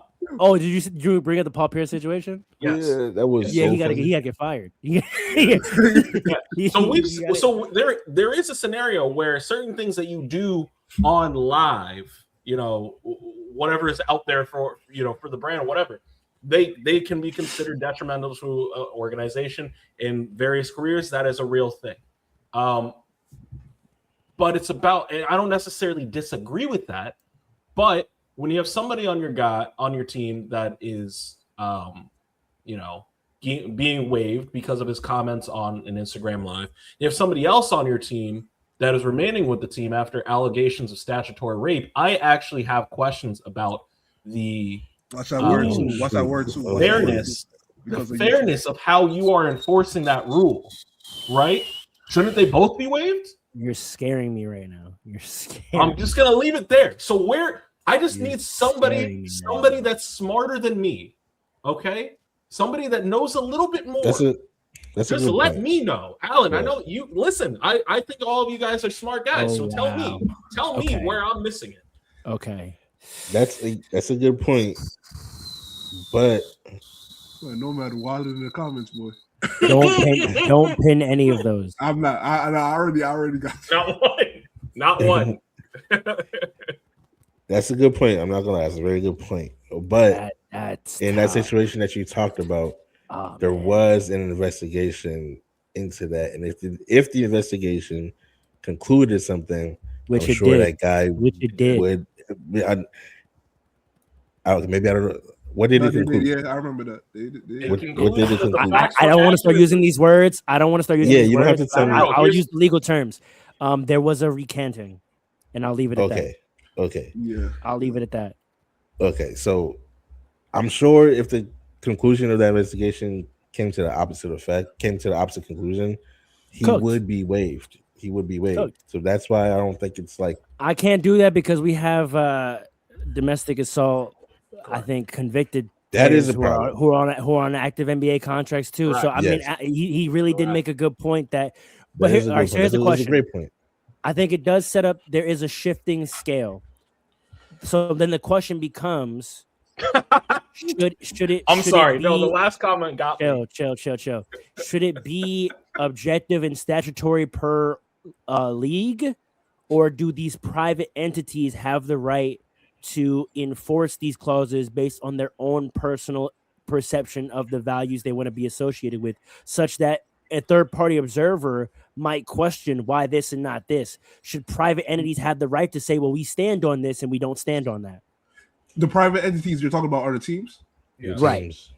They're not really fully private, though. They're part of an organization, an association. It's just a collective organization, though. The league is a management body instituted by these independent entities. The league does not have authority per se over them, but for what is negotiated amongst them.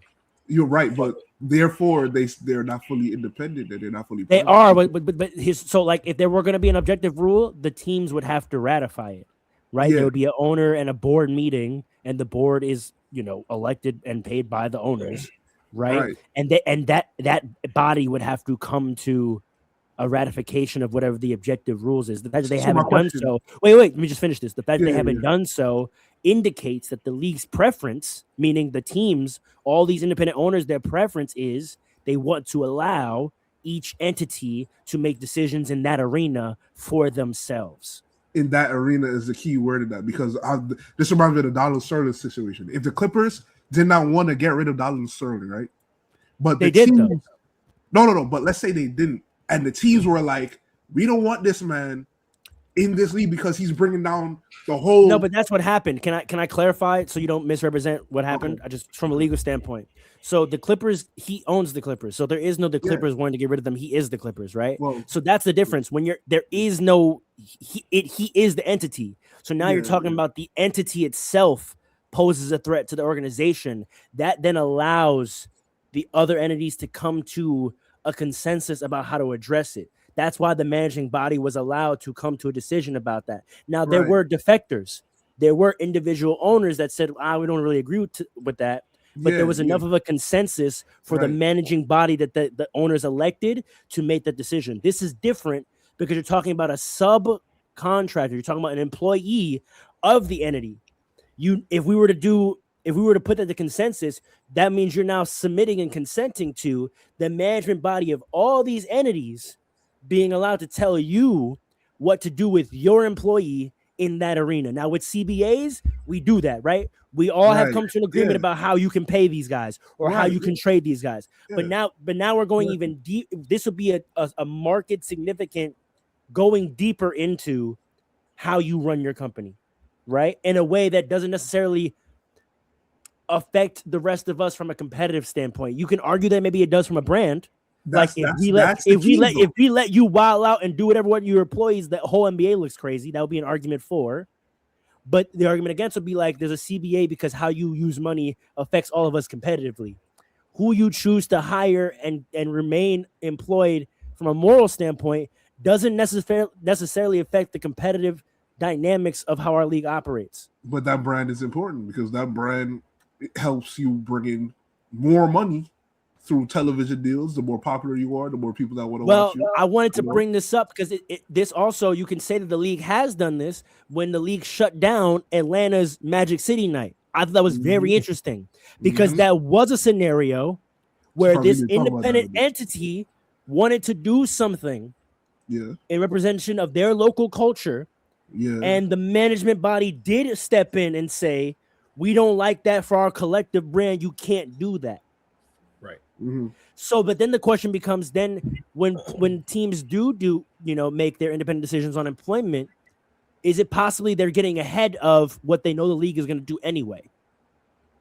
Because the league suspends players. The league tells these entities your player is suspended, right? Right. And sometimes the team does it. Maybe they're doing it because they believe in it. Maybe they're doing it because they're getting ahead of it before the league has to do it. Right. So I don't know what we do with that, but I mean the point that Andre raises is a really good one. Where do we all stand on sort of where the apparatus for this should lie? Should it be more centralized, or do we kind of like it when it's decentralized and the league seems to step in? I don't know. I think that's the thing. I don't know. It doesn't look like the league has a compass that's clearly discernible for when they step in. I think Donald Sterling was obvious because it was the owner. The league had to step in. But the league stepping in for Magic City night, but keep being hands off with some of these player allegations outside of some suspensions. Correct. Like, when does the league step in to suspend versus the team waiving? Well, I think. Well, let me say this quick, Alan. Because the league suspended Ja. Remember, the first time the team suspended Ja, and then the second time the league stepped in and suspended Ja. Right. So the league will step in sometimes. Yeah, but I think in this case they didn't have to step in because the Bulls, they did what they wanted to. They did what the league would have did anyway. But, it's not. No. It's different. The league can't end the employment. Right. The league can suspend you. The league can't end the employment. You can't void a player's contract. You get banned from the league, though. You can. You can get banned from but the contract would still be valid. So you would still have to pay him. By the way, Jaden Ivey you would still have to pay him. Like, for example, when Donald Sterling got banned, they didn't just take the team from him; they just forced him to sell it. So he still got to pay him. Yeah. So that's what I'm saying. The contract would not be voided. When they waived him, they voided the employment. He doesn't get paid no more. Well, I think they just did that because, he was doing something that they found controversial, and he's not a valuable member of the Bulls. He just like that. No, I'm just pointing out there is a limit to what the No, I league know. can do even when they do step in. I know. I'm saying if Jaden Ivey was considered a valuable member of that roster of that organization, then maybe a waiving would have happened and it would have looked similar to how it looked for a John situation. You understand what I'm saying? Mm-hmm. So answer the question in the comment real quick. That. To answer the question in the comment real quick, because they were a part of a CBA, Sterling could not say no. The management body came to a decision, which means they legally had the right to sell it. It's like when a house gets foreclosed on. It's a buyout. Essentially, but I wouldn't call it a buyout because they didn't buy them out. They just it's like a foreclosure where they say we're selling the property and you can get the proceeds, but we're selling it. Like you don't have a decision. Type situation too. Yeah, you don't have a decision in the matter. We're selling it, and that's what the league did. This team is being sold. You get the money because you own it, but we legally, based on a CBA, are using our mechanisms, and this team is getting sold. There is no saying no. He consented to that when he signed whatever agreements when he bought the team. Now here's the other side of it also, right? And this is just I don't know how much I want to go into this.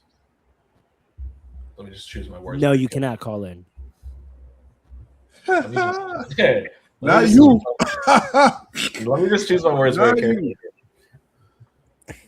Because we mentioned also league bans, right? Like you can ban a player, and maybe this is the kind of scenario where we end up wanting the league to get a little bit more involved, right? Maybe this is a scenario where maybe there are more scenarios for the protection of the brand and the protection of certain vulnerable individuals where the league should be getting a little bit more involved. I don't want to see in what way though? Banning players or overturning waivers. Or you can't make a team employ a guy. Yeah, you can't make this team. You can't overturn waivers. But we can't tell them you have to pay that like that. You know what I mean? Like that's true. But we've seen the league pull strings for certain teams to get certain players in draft classes. We've seen the league pull certain strings to make other things happen. So maybe you can't force a team to keep a player on the roster, but you say, hey, listen, this looks bad for business. Lakers, go pick up Jaden. I'm sure that happens. Now, what the thing is here is maybe this was a thing where the league didn't feel a threat, and this truly was a personal decision for that brand and that organization, where it didn't rise to the level of the league feeling like it was that bad, but those individuals in charge in that business were like, we don't want this. But the league, but he's a free agent. Any team could pick him up if they so choose. If another team feels differently about it, right. So, first of all, I do want to point out that from everything I read and heard, I didn't watch the whole live, but for everything that I read and heard, it seems like if you listen to the whole live, you kind of can come to the conclusion that he's not doing okay. He's not mentally there. You don't even have to listen to the whole thing. He said it himself. He said he was weeks ago, by the way, weeks ago. Yeah. And so I want to put that on a podcast and was like, I've been suicidal. I've been depressed. Oh, wow. I didn't even hear that. That was last year, though. What did he say? No, that was recently. Nah, that was after the trade. After the trade. He's been going through a lot.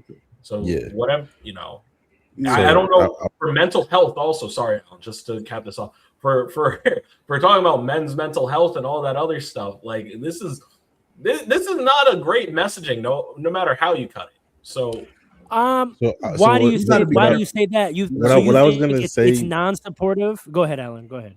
What I was gonna say is, if you also read into more of the reports, it wasn't just this one thing in a nutshell. The team has been dealing with a lot of different things from him, like the past year or so, the past couple months at least. And the Pistons too have been dealing with a lot of stuff, from making other teammates uncomfortable, asking reporters certain really personal questions that he shouldn't be asking them.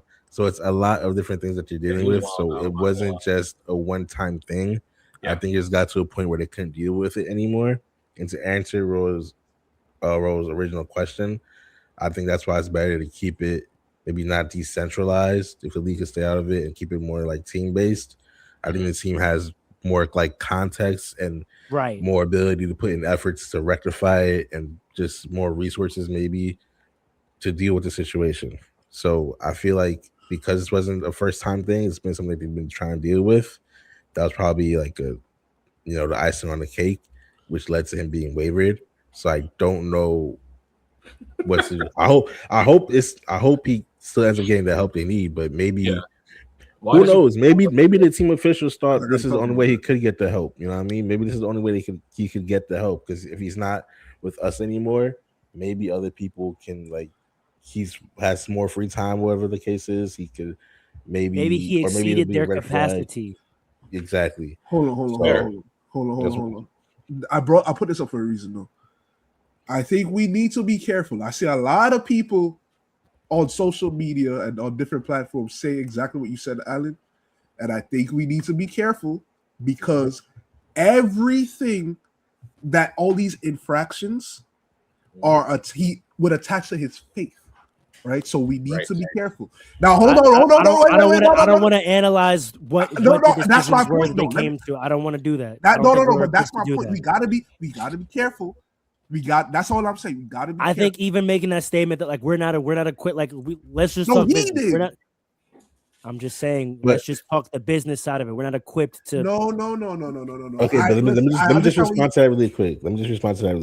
Like, oh boy, I'm cutting this off. No. But Pharaoh, in all honesty, you can't allow Alan to say that, and then at least not allow me to say. But he did. But he framed it from what was said already. In terms of this being under the cover of mental health, how each and every incident how each and every incident either qualifies or doesn't qualify as mental health, we're not equipped to discuss. We're not equipped to discuss that. We're not equipped to discuss that. He wouldn't say that mental health. We're not. Like, it's undeniable that the conversation has a mental health narrative to it. That's something we can say because that's a fact. What aspect of what is mental health? We're not equipped to talk about that. We're not doing that. We're not doing that.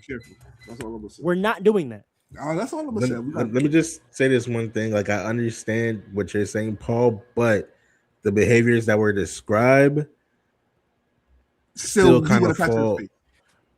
But listen, it's been portrayed as that. I think we should leave it at that. It's been portrayed as mental health being an issue. There are comments verbatim from the gentleman's mouth that evoke mental health. We are not about to evaluate the veracity of that. We're not equipped to do that. I'm not trying to. Exactly. So we're not going to. Okay. Does anyone want to address more of the business side of it? I mean, from a business side, and I don't want to keep going back to Paul's point, but there are demographics that the league seems to be across, and others that they're. Okay, I don't want to do that either. I don't want to do that. I don't like it. No flag on the play. Not doing it. No, flag is a great word to use. I appreciate what you're trying to do. I'll leave. I swear to God. I'm not coming up. I swear to God, I'll leave. I swear to God, I'm not being associated. I'm not coming up at anybody. We're not doing that. We're not doing that. We're not doing it. We're not doing it. This is a basketball podcast. We're not doing that. We're not doing it.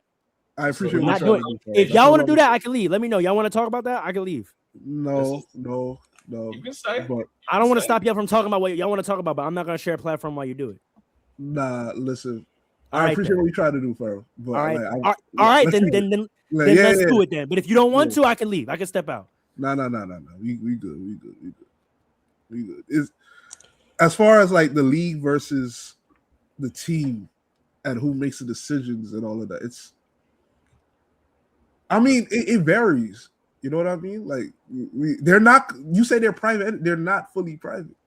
From the I don't time think you understand what I mean when I say private. Like, what do you think I'm saying when I say private? Because I'm speaking from a corporate structure standpoint. Yeah, they are a private. They're not a public resource. It's not a public corporation. Though. Independent and private are two different things. That's why I want to clarify. Because you keep challenging private. They are, in fact, structurally, corporately, a private entity. Right. Meaning they are above discretionary oversight for their decisions in certain arenas. They're not a public entity. No state, no municipal entity has management oversight over their operations. Is what I mean by private. They are a private company. That's a fact. But the reason most people I think associate independent and private. Like, we're more elevated and we can use the discretion to understand what we're talking about, because we're talking about business. So I'm going to use business terms. That is a private company. When we talk about employment statuses, Whether you work for a private company or for the public interest matters in terms of your employment rights, right? So that's a private company. They have a certain latitude to make their own employment decisions that they want. You sign a contract that dictates your rights and obligations, and that contract, if legal, is enforceable. Right. So whether public sentiment agrees with it or not. Right. So yeah, they're not independent, but because of that, it kind of varies. You know what I mean? And because they're collectively owned, because the owners are the boss, right? It's not. They're not collectively owned; they're collectively bargained. It's very different. Yeah, my fault. Because they're collectively because they are the bosses and not the commissioner. Correct. The way they kind of move is, all right, if you're not going to do something, but we feel that this needs to be done, then we're going to step in. Which I think that is okay.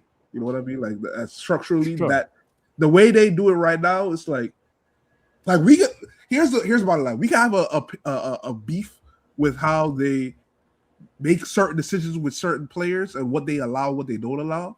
But at the end of the day, they still exist and they're still doing financially well. So therefore, we can say what we want and have our opinions on different things, but it doesn't matter because ultimately the people who are the fans of this league and these teams who fund these teams and this league, we don't care that much. You know what I mean? Like we ultimately speaking, we don't. I understand what you're saying.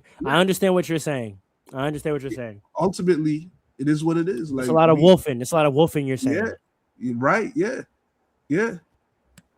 That's really no what it one's comes really down ready to stand on it. Like the way certain people stood on Kaepernick. Like people not really standing on it like that. That's a fact. You know what I mean? Ain't no boycotts. Ain't no. I'm not watching this league because this player is still playing with these charges. You know what I mean? So I would say that the WNBA. I would say probably their market stood pretty firm with the players in this recent CBA, and I think that's why they achieved absolutely historic things.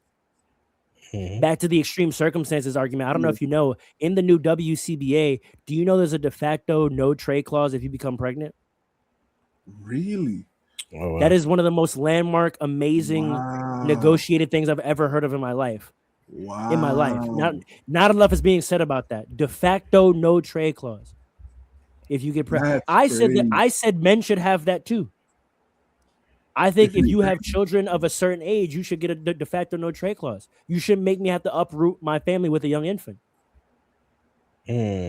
Or make me make the decision of me moving to the new city and me being away from my family all year. Boy, that would interfere. I don't want to touch that one. I'm not gonna lie. That one's tough to me. That's gonna get into gender. I stand on that, bro. I stand today. No, but exactly, and I don't like it. I don't like that. I stand on that. If he wants to make that exception as many times as he would qualify, that's on him, brother. Like, how many times is he gonna qualify? Listen, that's his discretion, his decision. You know, I know somebody who got pregnant. You know what? I'm not even gonna relax. This is why I'm not. It happens. I have to be moderator. All I'm saying, it happens, Audrey. All I'm gonna say, can I just cap one thing off? Just part of me wants to call a slight BS on it because if there were all these on the no trade clause. No, that part's awesome. I was just thinking about this before though. With Jaden Ivey, with all these apparent infractions that are coming back, because I wanted to circle back to Allen's side. Why wait? You got all these infractions. Why wait? That's what will never be known. We'll never know how the internal handling went to lead to this decision. We'll never know that. They weren't public. We'll never know that. We'll never. Oh, that's often what it is, right? Yeah. Like, did Memphis know that Ja had guns? Right. Right. Were they aware? They were supplying him? Gilbert Arenas says all the times, like, it wasn't a secret that he would bring his guns into the arena. Right. But when you got caught because you did some dumb shit, now, you know. Is it waiting or are you giving them multiple chances? We'll never know. We don't know. We'll never know. Is there like a conversation that happened before this? Like, listen, while you're away from the team, you're supposed to be rehabbing. Please don't go on live because we'll have to retaliate. And then he goes, forget that. Hey, let me tell you something. We'll never know, bro. We'll never know. Yeah, that whole situation is tough, but I hope the brother gets the help he needs. I mean, it's comparable to Kyrie Irving thing. Again, we're not gonna get into the nature of it, but that was an independent team decision. The league didn't step in on that, and I'm trying to remember. like the way that played out, the way they structured with the documentary that he posted to his Twitter. Yeah, when he was on the Nets. I'm trying to remember. Was the Nets? No, the league wasn't involved. The Nets crafted a whole protocol for re-entry to the team. That wasn't a standardized thing that the league instituted. They, of their own volition, came up with a protocol that would make them feel okay with bringing him back to, like, that was completely crafted by them. And they did that publicly, right? So we don't know what the Bulls may have did in terms of setting parameters of, like, this is what we need to see from you before you rejoin the team. With Kyrie, it was public. And that's only because I think New York reporting, you can't hide shit. You know what And also, I think they wanted to put out for their brand, like, very transparent on how they were managing this and what they were standing on and what their values were. So they were transparent on here is the protocol we're requiring for our employee to demonstrate realignment with us for them to come back. The Bulls have not decided to do that as of yet. Right? They've just cut ties. They waived that's what private businesses get to do. They can manage the PR and the internal however they decide to. But if there is what do you call it? There is a way to, like, rectify this if there one needs to be rectified. That's why there's a CBA in place and they have a union. You know what I mean? The MBPA is a whole union. So if there is something wrong there on the side of the Bulls, yeah, that will be. You know, we're going to see it. Something's going to shake eventually if there is something to shake. So yeah, like maybe the CBA has it that there has to be documented track record for that clause to be used. Yeah, and you can't just evoke the clause without there being documented whatever. So we don't know. We don't know what the clauses say. We don't know what the agreements are. We just know that it exists because obviously we've seen it. It's very fact based, this whole situation. So that's why I like going back to Fro's original question again. That's why I think it's better to have a decentralized and with the teams, because all these situations are very fact based. With the league, they're going to try to, like, make it cookie cutter, but it's very, very fact based. We don't know the ins and out of everything that has went on. Yeah, because now you're talking about third party external investigators, and it gets muddy. It gets super muddy. True. All I'm gonna say is, from a player standpoint, you gotta understand, like, the environment that we live in, and the fact. Just understand you're a private employee. I think. I know the guidelines. More than that. And know the guidelines of the company. Know your company. Yeah, know your company. Yeah. Know your KYP, basketball player. Know your personnel. Now, know who you work for. Now, if you like don't Anthony Edwards clearly knows Memphis don't care. Or not Memphis, Minnesota. Sorry, Minnesota. Yeah. They don't care what he's doing.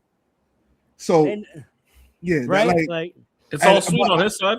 There's an argument that, you know, Jaden Ivey might feel like it's worth it, but who knows? That's his decision. That, you know what I mean? But now, to me, you just gotta respect that. If it is what it is, you just gotta take the consequences, because you know the guidelines and you decided this is worth it. I'm breaking these guidelines, and it is what it is. So, fact. Moving on. Two quick which is why I disagree with some of the things that Nomad said in the comments, but I'm not gonna. Are we so focused on Nomad? He's not on the show. Yeah, I'm not engaging with none of that, bro. Damn. These will be two quick ones. Let me stop. Nomad, we love you, brother. Maybe you could call in another day, bro. No. Because you gotta hold on to this and then bring it, and then next season. He's not calling in until next season. Last two topics, just want to really quick on. I heard on a podcast a really interesting point. I want to know if y'all are buying it or you think it's too wild. Yes. So with all the tanking conversation and I think Bill Simmons and someone else, or maybe it was just two random white guys, they were talking about how, like, the league maneuvers certain things, and they were trying to sniff out. They were like, and this has already kind of happened once. Is the league about to maneuver to get the Warriors a top draft pick? I wouldn't be surprised. They framed it as an anti-tanking mechanism because this team is bad but isn't tanking. So will the league maneuver to get them a top pick as to decentivize taking? Like, Elaborate okay, I'll elaborate. So all y'all that have tanked, right? Thinking you're gonna get a top draft pick. We're gonna get a top draft pick to the team that has a better record than all of you and tried, but just sucked. That is bad. Like the Warriors ethically suck. Yeah, like they actually are just bad, but clearly have been trying, and their star has been hurt, and they just haven't been able to get it done. What if the league were to maneuver and get them a top draft pick to incentivize? That's how you go about it. Maneuver as in what? Just giving them the pick? Like what they did with Cooper Flag. Allegedly, yeah. Allegedly, like what they did with the Warriors and James Wiseman. Allegedly. I mean, that would be a wake-up call. Maybe that might be what the league needs, but at some point, like something gotta. I don't know. At some point, it becomes like too scripted. Then, there has to be some veil there. I feel like if the Warriors got a top pick, then it's kind of like a slap in the face to me, because like it's either this thing is real or it's not. Do y'all really have a lottery system, or are you really choosing these? Like at some point, someone got to shake to me. That's just my personal. I think there's no real solution for this either. I'm not gonna hold you. Like you can't stop tanking. How are you gonna stop tanking? If you're a whole system in a different way. You said what? You gotta change the whole system. No, we're not about to do that. We're not about to do. There's no distinction between whack and tanking. There's very clear. No. But see, here's the thing, right? If you are whack, but not whack enough to give yourself a good percentage, a high percentage of getting the number one pick or a lottery pick at least, right? Right. Wouldn't that make more sense for your franchise going forward to tank? Like we forget why. No one challenges that it makes logical sense. We just don't like it. We don't like it, but because it makes so much sense, how can you stop it? By making it make less sense. Because if doing worse didn't guarantee you the pick, then it no longer makes sense to take. But in order to make it make less sense, you have to create a situation where the rich get richer. Is it the rich? And that actually perfectly sets me up. Is it wrong for the Warriors to get a top draft pick? Like, they're bad, but they tried. Do we feel like the Wizards deserve a top pick more than the Warriors? But then how do you? How do you? Yeah. Why do I think? How do you then determine? Right. Real quick question: how do you determine who, tried and who didn't? You know what I mean? It's very great obvious, question, bro. I think it's very obvious. I don't know if it's that obvious. There's going to be some teams out there who are literally just bad because they're bad. DMPs, going back to the 65 game rule, DMPs. And this is how I was tying it in again. DMPs. Because how many we didn't even talk about that scenario with the 65 game things. How many players are missing the 65 game DMP thing because they're on tankers? Forget the manipulating of the individual players to not have to pay them. What if you're the Jazz? Keontae George was probably at least third team All-NBA, maybe had an argument for most of the season until the Jazz started tanking. Lauri Markkanen, hasn't he played like an all-star for the last 3 years? Yes. yes. So what about that? Again, teams escaping accountability because they're tanking. Now these guys don't get none of that because they're DMPing them. All right, but what about a team that's just no DMP problems, nothing like that, but they're just bad because they're like the Nets, bunch of young players. I wouldn't say you could tank. I would say the Nets suck. I think we objectively know the reason why it's become a conversation this year more than ever is because we can clearly objectively see what the Washington Wizards and Utah Jazz are doing. Right, we can see. But are you saying the Warriors deserve a pick over a team like say the Nets, who just suck? Maybe not more. But then is there the top pick over them? Well, I don't know because you're comparing two non-tanking teams to me. That's why my hypothetical was a tanker versus a non-tanker. But hold on, you can literally tank and cover it up as player development because there got to be players on the court. If you put you can't because the reason why the Nets aren't like that is because you can look at the Nets roster and they don't have no talent that says they should be winning more games than they should. The Utah Jazz have two quasi all-stars on their team. They just got a third. So you're saying that we should force these teams to play players that they have no incentive to play?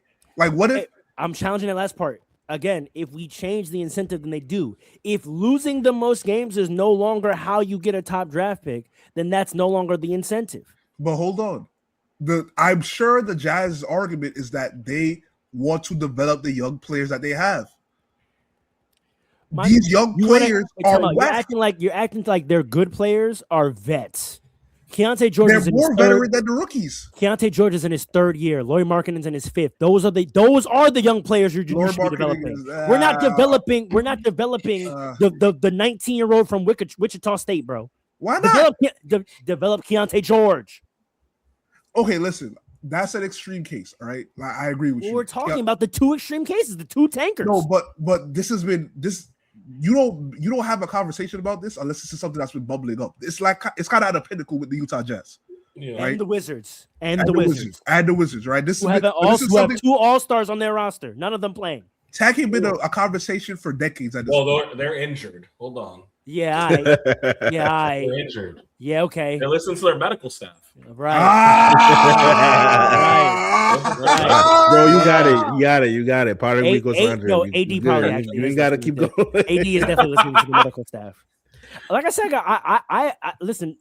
Y'all framed me as disagreeing with you more than I did, but I you know me. I'm always on. We have to acknowledge the certain areas of the spectrum. We can't just be landing on this is how it is. This is how it always is. This is what it goes. It's like, nah, some of these times these teams is wilding, bro. Like, you know what I mean? Like 100%. But I think we need to acknowledge and really discuss how murky this really gets. Like, stay on the draft pick thing. Say that again. Stay on the draft pick thing. Say the draft pick. Yeah, that's where I was going. Like, player development, right? If you have Utah Jazz is dragging it, like we know that, right? But we've seen over the years where a veteran player, he might not be a star, right? He might not be like a good role player, but he's better than these young players that you got, right? He will make you a play, especially this era with the play-in. He will make you a 10th seed, right? But you have no interest in being a 10th seed. You want to develop the young players and give them real NBA opportunity, and then see how they develop over the year, over the course of the season. But that results in y'all being whack and only having signs and flashes of potential NBA players later in the year. Players, real quick. Teams do that, and if they're doing that, it could look like tanking. Can I propose an alternate reality? Because what you're saying makes complete sense, and I understand it, but it's in the reality of how things are right now. Can I challenge us to be more imaginative of what it could be? Go ahead. Right? What if we were fans of a league where you could only win things and you couldn't get rewarded for losing? So what if the play-in or the 2 seeds below play-in is you competed for that for the top draft pick? What if the team that got as close to in the play, like if you get in the playoffs, your reward is you're in the playoffs. What if the team that got as close to the playoffs as possible, the team that was the best of the ass, the reward for being the best of the ass was a draft pick? Let me build the full scenario of this. Not only does that now incentivize the bottom feeder teams to compete amongst each other, right? And you have, when you get to the end of the season, you have more teams competing in that last 2 weeks because everybody is concerned with getting a spot higher than they are. If you're a 10 through 12, you're trying to get through 8 to 10 to get in the play-in. If you're a 12 through 15, you're trying to get to 11 or 12. Build your empire. Listen. I'm really gonna build a whole world here. Yeah, go ahead. If you're 10 through 12, you're trying to fight to get in the 8 to 10 to be in the play-in. If you're 12 through 15, you're trying to fight to get to 11 to 12 to get the top draft picks, right? All the teams are competing all the way to the end of the season. And then on the other end, instead of using the draft as a savior mechanism, where a 19-year-old is drafted to the worst team in the league, with expectations of completely resurrecting them from the dead, these 19-year-old talented players get to go to teams that were competing and just didn't quite make it. And their development is amongst other players that are good and some veterans, and they are going to come in and have an acceleration, and their acceleration turns into them being, instead of an 11-12 seed, the next year they're in the play-in. Instead of being grinding and they have to turn into a top 5 player in the world for maybe 3 years later, they finally make the playoffs. See De'Aaron Fox. See, I can keep going. Guys that get stranded in these teams that aren't doing anything, and they have to become close to the best versions of themselves just to maybe make something. Anthony Davis, the Pelicans, just to maybe make something happen. And then once they do that, then they become too expensive for the team. They get traded anyway. Right? We have to think about the full trickle-down economy of how the system is certainly set up, right? It works out for some, but usually for the best organizations anyway. The best organizations that don't tank, but then they suck, the Lakers, the Celtics, et cetera, when they suck, they get a draft pick, and then they're good very soon after that. These terrible teams, when's the last time a truly terrible team got a top draft pick and fully turned it around and weren't bad and became like a really competing good team anymore? Name the last one. It was the Warriors when they drafted Steph Curry. Well, also the Spurs. That was the last time we saw a truly awful franchise. And you can't even say they're awful because the Baron Davis, Matt Barnes, Steven Jackson version of the Warriors were competitive in the playoffs. So that's my point. We have to stop rewarding these terrible franchises. Not even rewarding. We have to stop damning these young, talented guys, thinking one of them is going to change one of these horribly run organizations, and then incentivizing them to remain horrible, to keep shuffling through every 4 years a new talented 19-year-old who they're going to put all the expectations on, and then when they eventually fail, get traded anyway, but they spent 7 years playing bad basketball. I love that you said that because that's what I was thinking. At a point, we just have to start recognizing teams like the Jazz suck, and they've sucked for a very long time. And they're not getting any better. I wouldn't put them. They're not historically bad, though. That's why I don't like that this is what they're doing. The last time they were historically bad for real, though? They are historically bad. No, they're not. They were a finals team in the 90s. And in the 2000s and 2010s, they were a perennial playoff team. What are you talking about?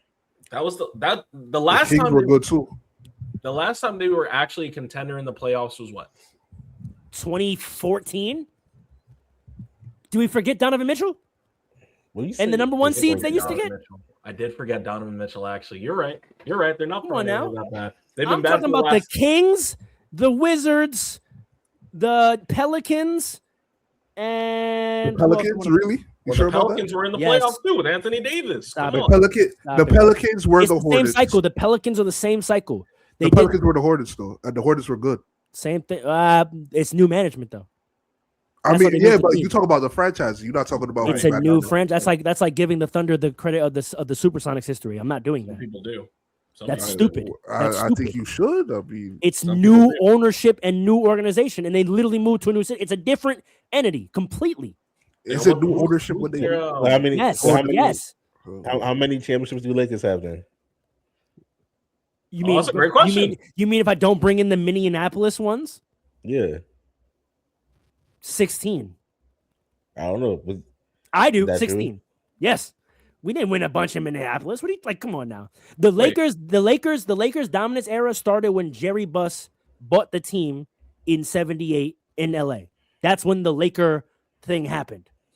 You can count all the chips from then. But you don't count that one then. Which one? The Minneapolis one? Yeah. If you don't want to count it, that's fine.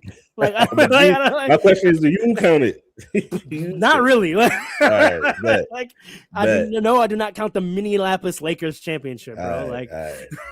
Like, even more so to my point, I don't think about that era in our history. When I talk about our history, I talk about when Dr. Buss bought the team. Like, I don't talk about the Minneapolis Lakers.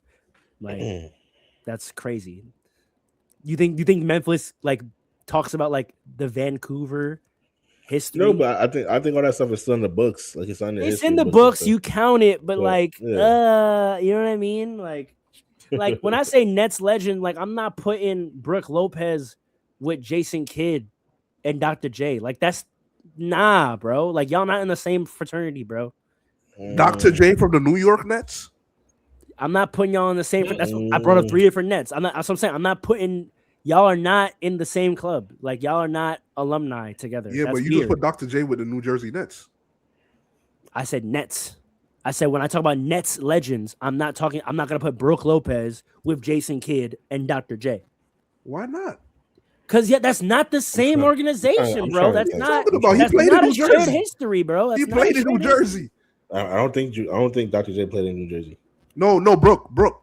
Oh, he did. Oh, That's Brooke? my fault. Oh, My Brooke- fault. oh yeah. Oh, I My didn't fault. understand what you were saying. Yeah. Then Brooke- I don't even know. Wait, who no, it the was that Brooklyn last Nets and New Jersey Nets are the same franchise. I wouldn't classify that as like Minneapolis Lakers and or maybe I do. year. Why not though? But I'm saying I think the Minneapolis Lakers and the Lakers is all part of history. Yeah. Yeah, It's yeah. a I don't tangent. subscribe It's to a that. tangent. It's a tangent. It's a tangent. It is a tangent, but I don't subscribe to that. No, I'm I not disagree forgetting with the that. West Chamberlain, Elgin Baylor. I'm talking about myself. I obviously know the history going back then, but that still doesn't Yeah. get you to Minneapolis. Like all respect to Jerry West, Chamberlain, Elgin Baylor, but also they did a lot of losing. That's not here. That's neither here or there. It's neither here or there.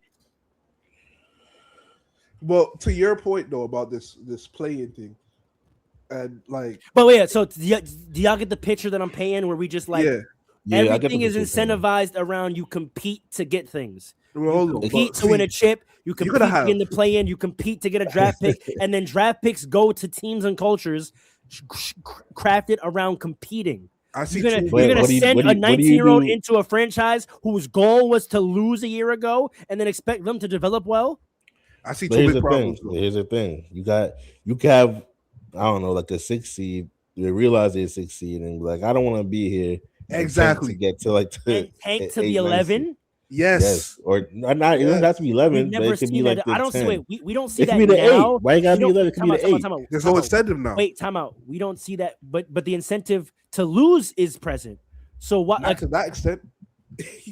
no, that doesn't make any sense. If you're the 8 in today's system, you have. If you feel like you're not going to get anywhere in the playoffs, you have the same incentive as the Wizards to tank. No, Why not? because to get to 8th, you have more hope of you're close. 8th seed is closer to being a number 1 seed than the 15th seed. So what changes about that in the system? I'm saying If you are closer to getting a bad pick, number 1 pick than you are to winning a championship, you're going to go for that. Your idea will completely ruin the playing tournament. I understand what you're saying in theory. I think that doesn't actually play out when you actually think about it from the constructions of the team. So if we go to the standings right now, right? Okay. Unless you're talking about the Warriors, I think the Warriors might be the example of that, which like it makes sense, but I don't think they're tank still. So look, the 8th seed right now. Look, watch this. The 8th seed right now. I'll use this actually perfect. I'll use the Hornets. The Hornets are the 8th seed right now. I don't think it would make sense in these last 2 weeks, if in my system, for the Hornets to switch and then try to tank to get a number 1 seed. I think I don't so. think that's not what that team needs. What you mean that's not what they need? You have a young core. Nah, you tripping. If they Hear me out. They're like a piece away. Hear me out. Yeah, but they're a vet piece. And this is the mentality I keep trying to say. We got to stop looking at the draft as a savior pool. They are a vet piece away, not a 19-year-old away. They have a 19. They have Concanupul. They have who's the big? They have the big. Deontay. Yeah, they have the big, and you have LaMelo Ball, who's Brandon already been Miller. there for 5 years developing. Why would you youngin the team again by adding a 19-year-old as a developed when you're already in the playoffs? You need a vet. You don't need a 19-year-old. Hold on. If I'm the Hornets in your You situation, don't need AJ DeMonsa on the Hornets. Hold on. unless I think he's a beast. Hold on. No. Watch this, Alan. No. If I'm the Hornets in our situation, I tank. I get AJ DeMonsa. I make him a 6-man, and I get a bunch of vets out of vet minimum to build out the bench. And You're forgetting how much number 1 overall picks make. You about to listen, because again, financial, you're about to max LaMelo out. You're gonna have to pay Con. You're gonna have the number 1 pick salary. What vets are you getting? And do vet mins make you better? When you could have not done that and signed a mid-level exception vet to be a starter? If you are borderline, listen, the Hornets aren't even a real 8 seed. I'm just saying, but think about what you're saying. You'd rather get the 19-year-old, pay him number 1 pick overall money, put him on your bench. Then you got to pay Melo, pay Khan, pay your big, and all you have left is you're going to get vet min guys instead of not doing that and having space to sign 2 mid-level vet guys and add them to what you already have. You think the former scenario is better? 2 mid-level vet. I don't know if that makes you better than getting AJ DeMonta and some other veteran guys on the bench. You're talking about the building out their bench. Bro. They're starting. These 19-year-olds are going to save you. These 19-year-olds are not going to save you, bro. These 19-year-olds are not going to save you, You got to build out the bench. Some veteran guys can help you on the bench. Especially when you got a number 1 pick like that. These 19-year-olds are not going to save you, bro. They don't need to save you. It's not saving. If we're good enough to make the 8 seed, it's not saving. But if I have a chance to get vets. But if I have a chance to get a superstar, if I got a chance to get a potential superstar, a potential. Now imagine, watch this. Now imagine you do that and it's a flop. Now how dumb do you look? Now how dumb did you lost your potential to be a bubbling team? If you had added a vet, maybe we got that next year. If he's a flop next year, we have the same roster around him. We go back to our seed. That makes no sense. That makes no sense. And then here's the thing too. That makes no sense. And here's the thing too. You understand that number 1 overall draft picks signed 4-year contracts? 4 years. Yes. You hamstring yourself to that player. If he's a flop, we didn't lose anything. But if he's nice, you lost cap space. You lost cap space. You lost that space for 4 years, bro. You make trades, you get it back. So now you're in the trade market. Now you like. That's such a convoluted path. Instead of when you're the 8th seed, going and signing 2 vets that make you a 4th or 5th seed. I don't like. Why wouldn't you do that? No. Why are we betting? There's so many teams that do that. You add into that to make you a 4th or 5th seed. That's different. Correct. It depends. Sacramento Kings just signed like 5 vets. They're like the second last team in the West. They signed terrible vets. Russell Westbrook is not a terrible vet. DeMar DeRozan is not a terrible vet. Zach LaVine's not a terrible vet. Brother, don't make me say it. Don't make me say it. You're gonna say Zach LaVine's a terrible vet? When they put that roster together, did you think they were gonna be good? I didn't think they were gonna be this bad. Are you sure? I didn't think they were gonna be this bad. You're bugging. I didn't think they were gonna be. Time out. Wait. You guys are being dumb. We just watched the combo of LaVine and DeRozan be a bottom feeder in the East. You thought they were gonna take that duo and be better in the West? I didn't say they were. Who's a good vet today? Who's a good vet today?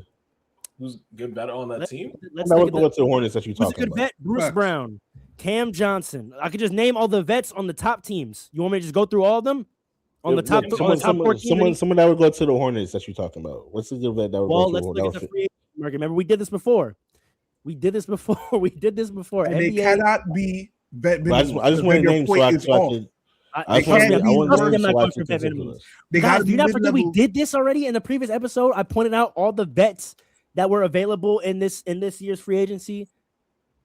We did this already. We could do it again. Just give me 2 or 3. But Alan, it cannot just be a vet. I understand. I got you.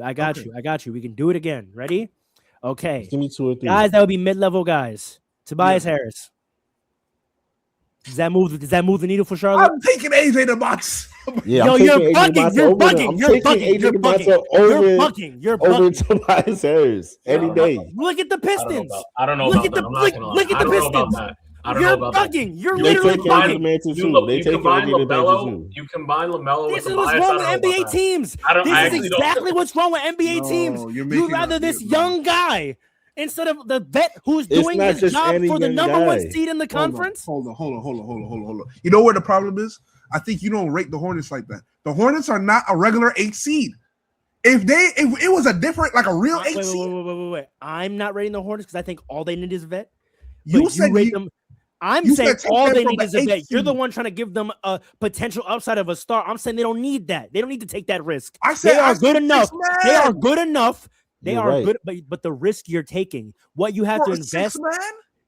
That's my point. You're investing what comes with taking a number 1 overall draft pick. Not really. For what you're hoping is just a 6th man. That's idiotic. That's idiotic. He's not going to be no 6th man. Exactly. Exactly, Alan. Exactly, Alan. Why the hell would you draft the number 1 overall to be a 6 man? That's stupid as fuck. Wait, Alan, hold what? on. At the end of the day, we don't know what he's going to be in the NBA, right? We know he's talented, but we don't know what he's going to be. So I'm saying a team like the Hornets. Equally, though, you keep ignoring this. You act like you just say the player's name and you get the pick, and that's all that comes with it. There is a level of investment as a team financially and culturally when you take a number 1 overall pick. And to do that and take that risk when your upside for them in terms of your vision, Paul, is just 6th man is stupid. That's stupid. The Hornets do not need a savior. That's the whole point. So that's my point. Hold on. So why would you not get a young superstar, potentially superstar talent? Keep ignoring this. On a rookie contract instead of getting Paul, Tobias Harris. What are we talking about? Paul, I'm gonna say it again because you keep missing this point. Okay. You are underestimating the level of investment that goes into taking a number 1 overall pick. It is not just you go on the stage and say a name. They get the highest of the rookie salaries and the longest years. Okay, and they have a young team. They have a young team. You signed Tobias Harris for the vet mid for 2 years and make a run. But you want to draft a number 1 overall pick who you're stuck with for 4 years. He's a rookie. Like I said, you could get a bunch of vet minimum guys all over the place. I don't even know if Tobias is a mid-level guy this time. You can get the Mansa and a vet minimum guy. You do not need problem with the NBA. This is the problem with the NBA. You guys are bugging. You want to take a number 1 overall draft pick to make him a 6 man on your team. That's crazy. I don't agree with that. I know. That's what Paul's saying. He sounds nuts. He sounds absolutely nuts. He sounds crazy. Hold on. What's the risk of taking AJ DeMonte and putting him at 6 man, Alan? It's not about the risk. It's not about the risk. It's the amount of investment you're putting into for just a 6 man. Not? What, you're gonna mess up that core 5 that's rolling right now? Then don't take the number 1 overall pick. I don't think that's messing him up. I think no. The team. Paul, that's my exact point. I don't think adding if you like your core, why do you need a number 1 overall pick? That's already rolling. They have to develop chemistry and develop him. Exactly. So why would you take a number 1 overall pick? Because if you put him at the 6 man, he can still have that free reign that he would have on a bad team potentially. Think about that. When you're a 6 man, you go out there, you do what you want. That's terrible, bro. That's terrible. Okay, wait. When you say you talking about this as rookie, tell me a team that would have made. Wait, Paul.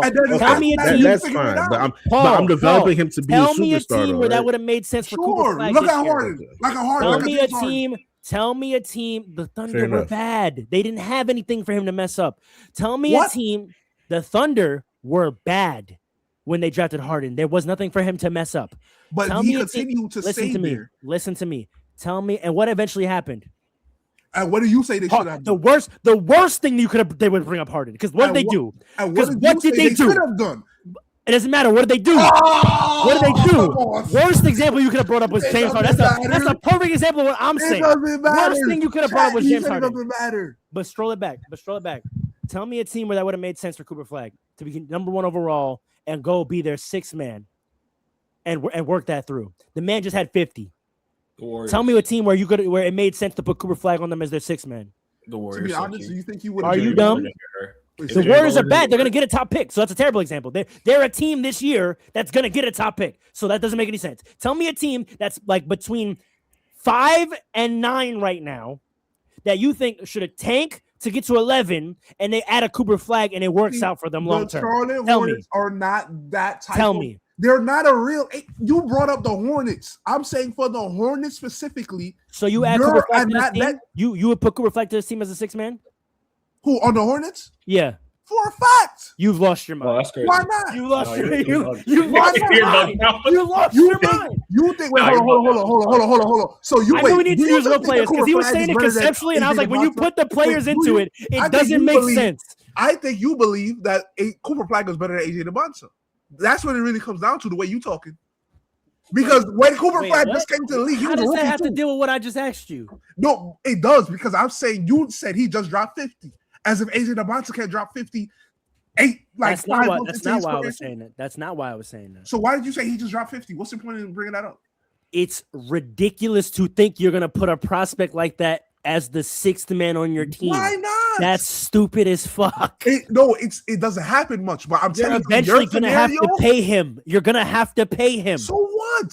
How much money does the number one pick make? 30 mil? No. I'm talking about long term. You're not thinking about this long term, brother. Yes, I am. I'm saying the Hornets are a good team, and they are young. Brother, you're not thinking about this. Young player. You're not thinking about this. You're not thinking about this. You're not thinking about this. And this is why I just brought the Harden example.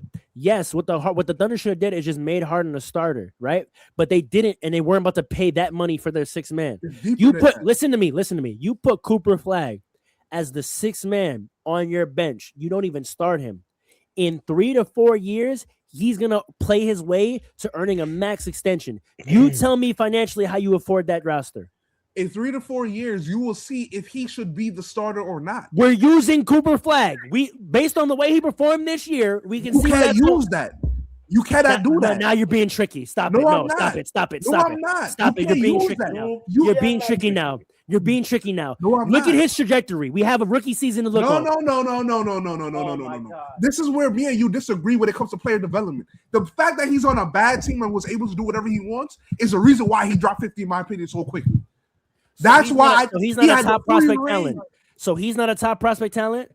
Is AJ DeMonte not a top prospect and talent? We haven't seen him in the pro yet. I don't know what he is. Oh, that's my whole point. That's my whole point. That's literally my point. That's still, I don't know why you keep, I'm not comparing the two. I don't know why you keep bringing that up. You kind of are inherently. No, I'm not, bro. I'm talking about the team. Cooper Flag, right? Forget any other example. I'm talking about whether it would make sense for Cooper Flag.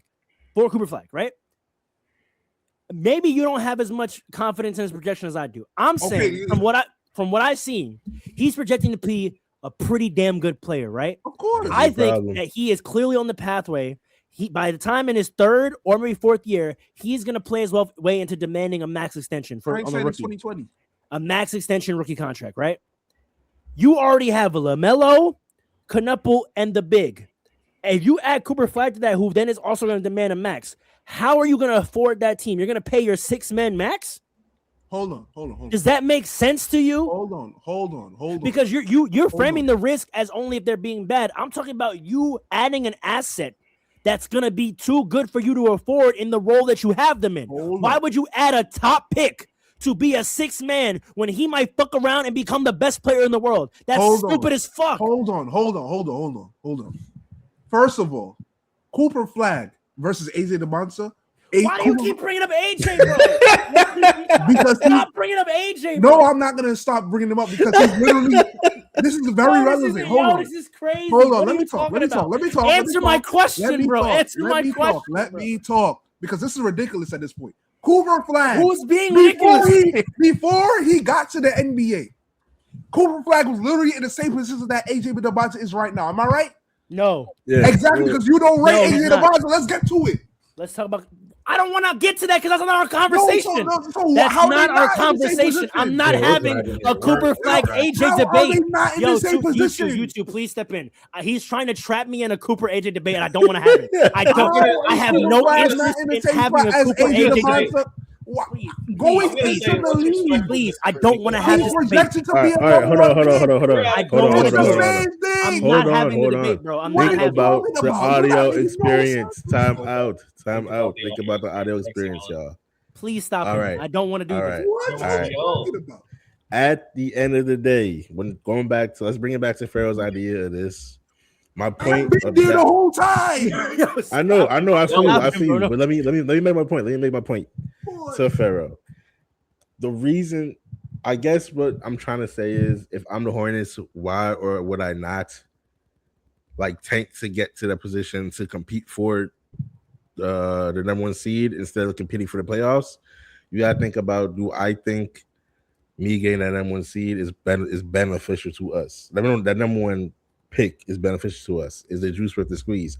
If I feel like if I could get that number one pick and he could potentially be a superstar on my team when I already have some good players, I'm gonna do that. I think that's more worth it. If I'm a GM, that's more worth it to me than being like the fifth seed and maybe getting out the second round. I'm gonna go get my superstar and I'm gonna be OKC, basically.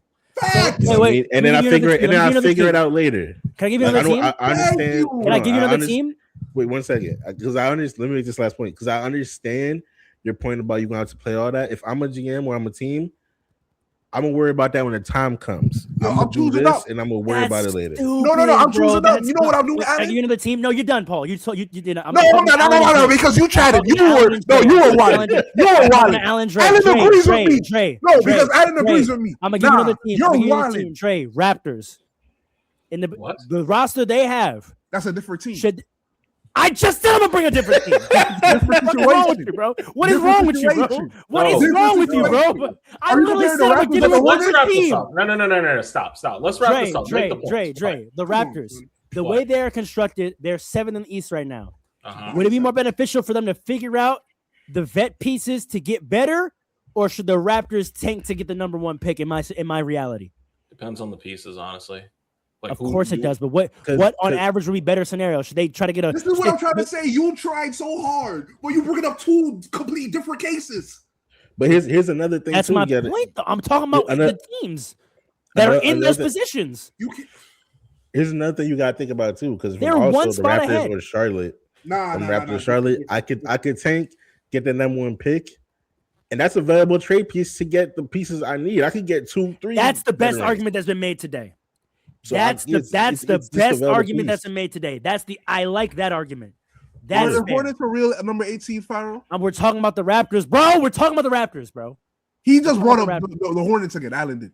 No, he brought up both of them. He said the thing about the Raptors. He brought a new argument for why tanking might make sense in that scenario because the number 1 pick is a trade piece. Allen, that's fair.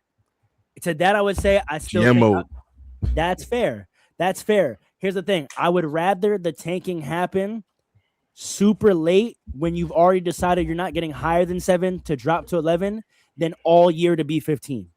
That's fair. Yeah, so that's one way to mitigate it. That's like I think that's more acceptable. You tried all year, and the highest you can get is 7. So the last 3 weeks you shut all your players down to fall to 11. Okay, I'm cool with that. I'd rather that than the Wizards quitting in January. To try to get to 15th. That's a good point. Is done though. Not necessarily. Because your players still got to go for that. Brandon Ingram, I think he wants to get into play-in. Yeah, but if you don't play him in the 4th how about what happens when two teams get in the play-in tournament and they both they both got to win to get the play-in tournament? Exactly. Who makes the playoffs? But who makes the playoffs then? What do you mean? The winners of the play-in tournament. In your scenario, Pharaoh, isn't it the person who gets out of the play-in tournament that goes to the playoffs? Who misses it? No, I'm telling you what I said. I said who misses it. Goes to the playoffs? No, you're not listening to me. I said the team that gets out of who wins the play-in tournament. That's not what I said. Yes, that's true, but that's not what I presented in my reality. What I said, the team that gets the best pick is the team that misses. What play-in is 10, right? 10 to 7. Yeah. 11. Yeah. Oh, 11 to 12. Okay. Oh, so that's what I was saying. Wait. The team it's a 2-team match then. 11 and 12. Exactly. So another element. I'm just flipping it. I'd rather you compete for 11 than 15. That's what I was presenting. Now, I wasn't messing with the play-in. I was saying if you get in the play-in, that's your reward. You get to play in to possibly get in the playoffs. But the team that just misses it, who's in 11, who is fighting for the play-in but missed it, let them get the pick. So now here's the thing, right? Here's something I wanted to say, but I didn't get to yet because we were arguing. So it's just a wrap for 12 to 15. They just never get good. How do they get good? Be better. How? Make trades and develop your players. Make trades and develop your players. Who's going to trade for a bunch of bad players though? Yeah, how you gonna get developed? You gotta go to the G League. Figure it out. You gotta have a severe lack of talent. You're acting like listen. We're acting like all that matters is the number 1 pick. Not everyone, even in the tanking, not everyone gets number 1. Some guys finish 13, they get the 4th pick. So, like that's what I'm saying. Like y'all making it too heavy on like. I just rather the top pick. I'd rather you all be competing up than down. Fair enough. You're still gonna get your regular order. Like if you finish 15th, you're gonna get the 5th pick. Figure it out. Still have tanking then, because then these guys. But I just argued to Alan. I said I'm okay with that. I'd rather you fight all year. No. Let me finish my sentence. The bad teams. Yes, I know. Let me answer you. Me and Alan just said, I'd rather the tanking work like this. you fight all year to get as high as you can. And if you get to 8, 9, or 10 and realize you're not going to be that good, you tank at the end of the year to get 11. You're not going to tank all year to get to 11. That's not going to happen. You're going to tank. You could tank all year for the number 2 seed. You can't take all year to 12. It's how are you going to tank to guarantee 12? If you play to lose, you might lose too much. Well, listen to what I said. You could tank for the number 2 seed. I heard you. That would be 12. The number 2 pick. That would be 12. That's my point. So you're saying literally 11, 12, 13, 14, 15. Yes, do it opposite. That's my point. You can't tank to get to 12. You'll so fuck the around and lose worst team doesn't get a lottery pick? I didn't say didn't get lottery. I said they just flip the order, bro. Flip the order. Make the best teams pick higher of the ass. If you're the best of the ass, you pick higher. So 15, you get the 5th pick, bro. You don't get the 1. We're not incentivizing you to lose. You have to compete. And based on how well you compete is how high of a pick you get. Unless you get into play-in, because then that's your reward. And then you go to the back of the order. Just the way it works, just the same way it works now. Actually, I'm not gonna lie, I kind of like that. You should put that. Maybe it doesn't even need to be like a game. I've never heard anybody say that. That makes sense. Yeah, that makes sense to me. It doesn't even have to be a game for the number 1 pick. I just think the reverse order, I think that's pretty smart. Just reverse the order. Instead of the lowest record getting the higher percentage of the 1, 2, 3, 4, make it the reverse. Yeah, I like that. I'm not gonna lie. You're competing for, if you're ass, you're competing for that 11 spot, and you might fuck around and get in the play-in, and then hey, it's lit. But you're still gonna probably be in the lottery because the teams that are in the play. No, but listen, the teams that are in the teams that are in the play-in right now, we're acting like they're gonna get the 20th pick. The all this argument we did about the Hornets might fuck around and get the 5th pick this year. Like we did all that arguing for nothing. That was my point. Like we did all that argument. They might fuck around this year in the current system and get the 5th pick. So that's what I'm saying, just to get rid of the incentive around that chance at number 1 bullshit. That's all. Word. Thank you for coming to reason. And I don't give a goddamn about AJ DeMonsa, bro. I don't know why. I know you don't. This man got so much. No, but you don't even know how I feel about him, bro. You just made a scenario in your head where all of a sudden I was pinning him against Cooper Flag. I didn't have that thought not one moment today at all. not for a single second. No. For you to say he had 50, right? As if AJ DeMonsa can't get 50. You said why did you bring in AJ? I just brought up he had 50. I didn't. When I said that, AJ DeMonsa was not on my mind at all, bro. But you don't know what Cooper Flag is going to do before he gets there to the NBA, right? Yeah. So how did you know? So I'm saying AJ DeMonsa know what? Just as what? I never said anything about that, brother. That's what I keep trying to tell you. No, but you keep saying that. But why did you bring up the fact that he just had 50 as if because Cooper Flag going into the league, you wouldn't even know that he would drop 50 in his rookie year. Cooper Flag to say, why would you put that guy as a 6 man? That was his point. That was my point, bro. I didn't bring up AJ at all. But I'm no, because he said Cooper Flag just dropped 50. You can't put him at 6 man, right? Correct. Yeah, yes. I'm saying AJ DeMonsa, before he gets there, you don't know how good he's going to be either. He might be good enough to drop. Okay, 50, that's a separate point. That's a separate point. If you make him a 6 man, when he gets to the league, he might not have an opportunity to drop 50. Right away. You know the funny thing, Paul? If you wanted to bring AJ in it, I was bringing up Cooper Flag as an example of why you shouldn't. I didn't say his name first, by the way.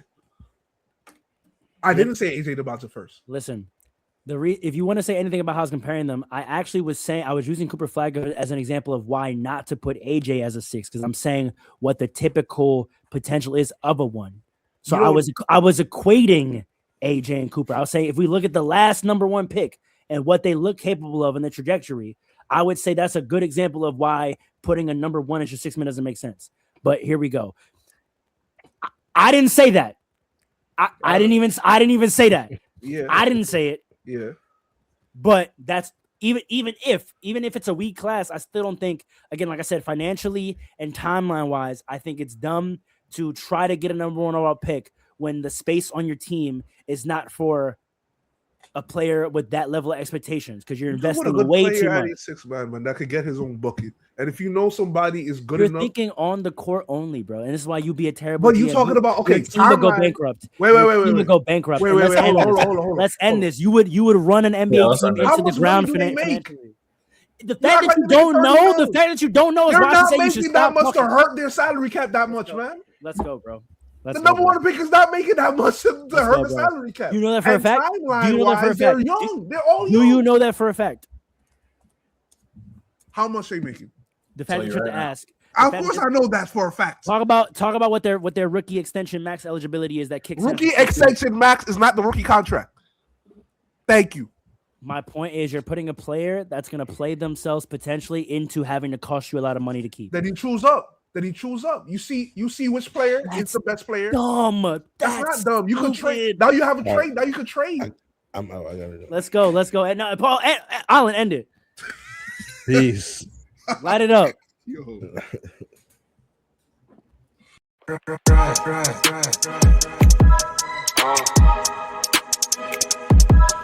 on. It's Fastbreaks. Listen.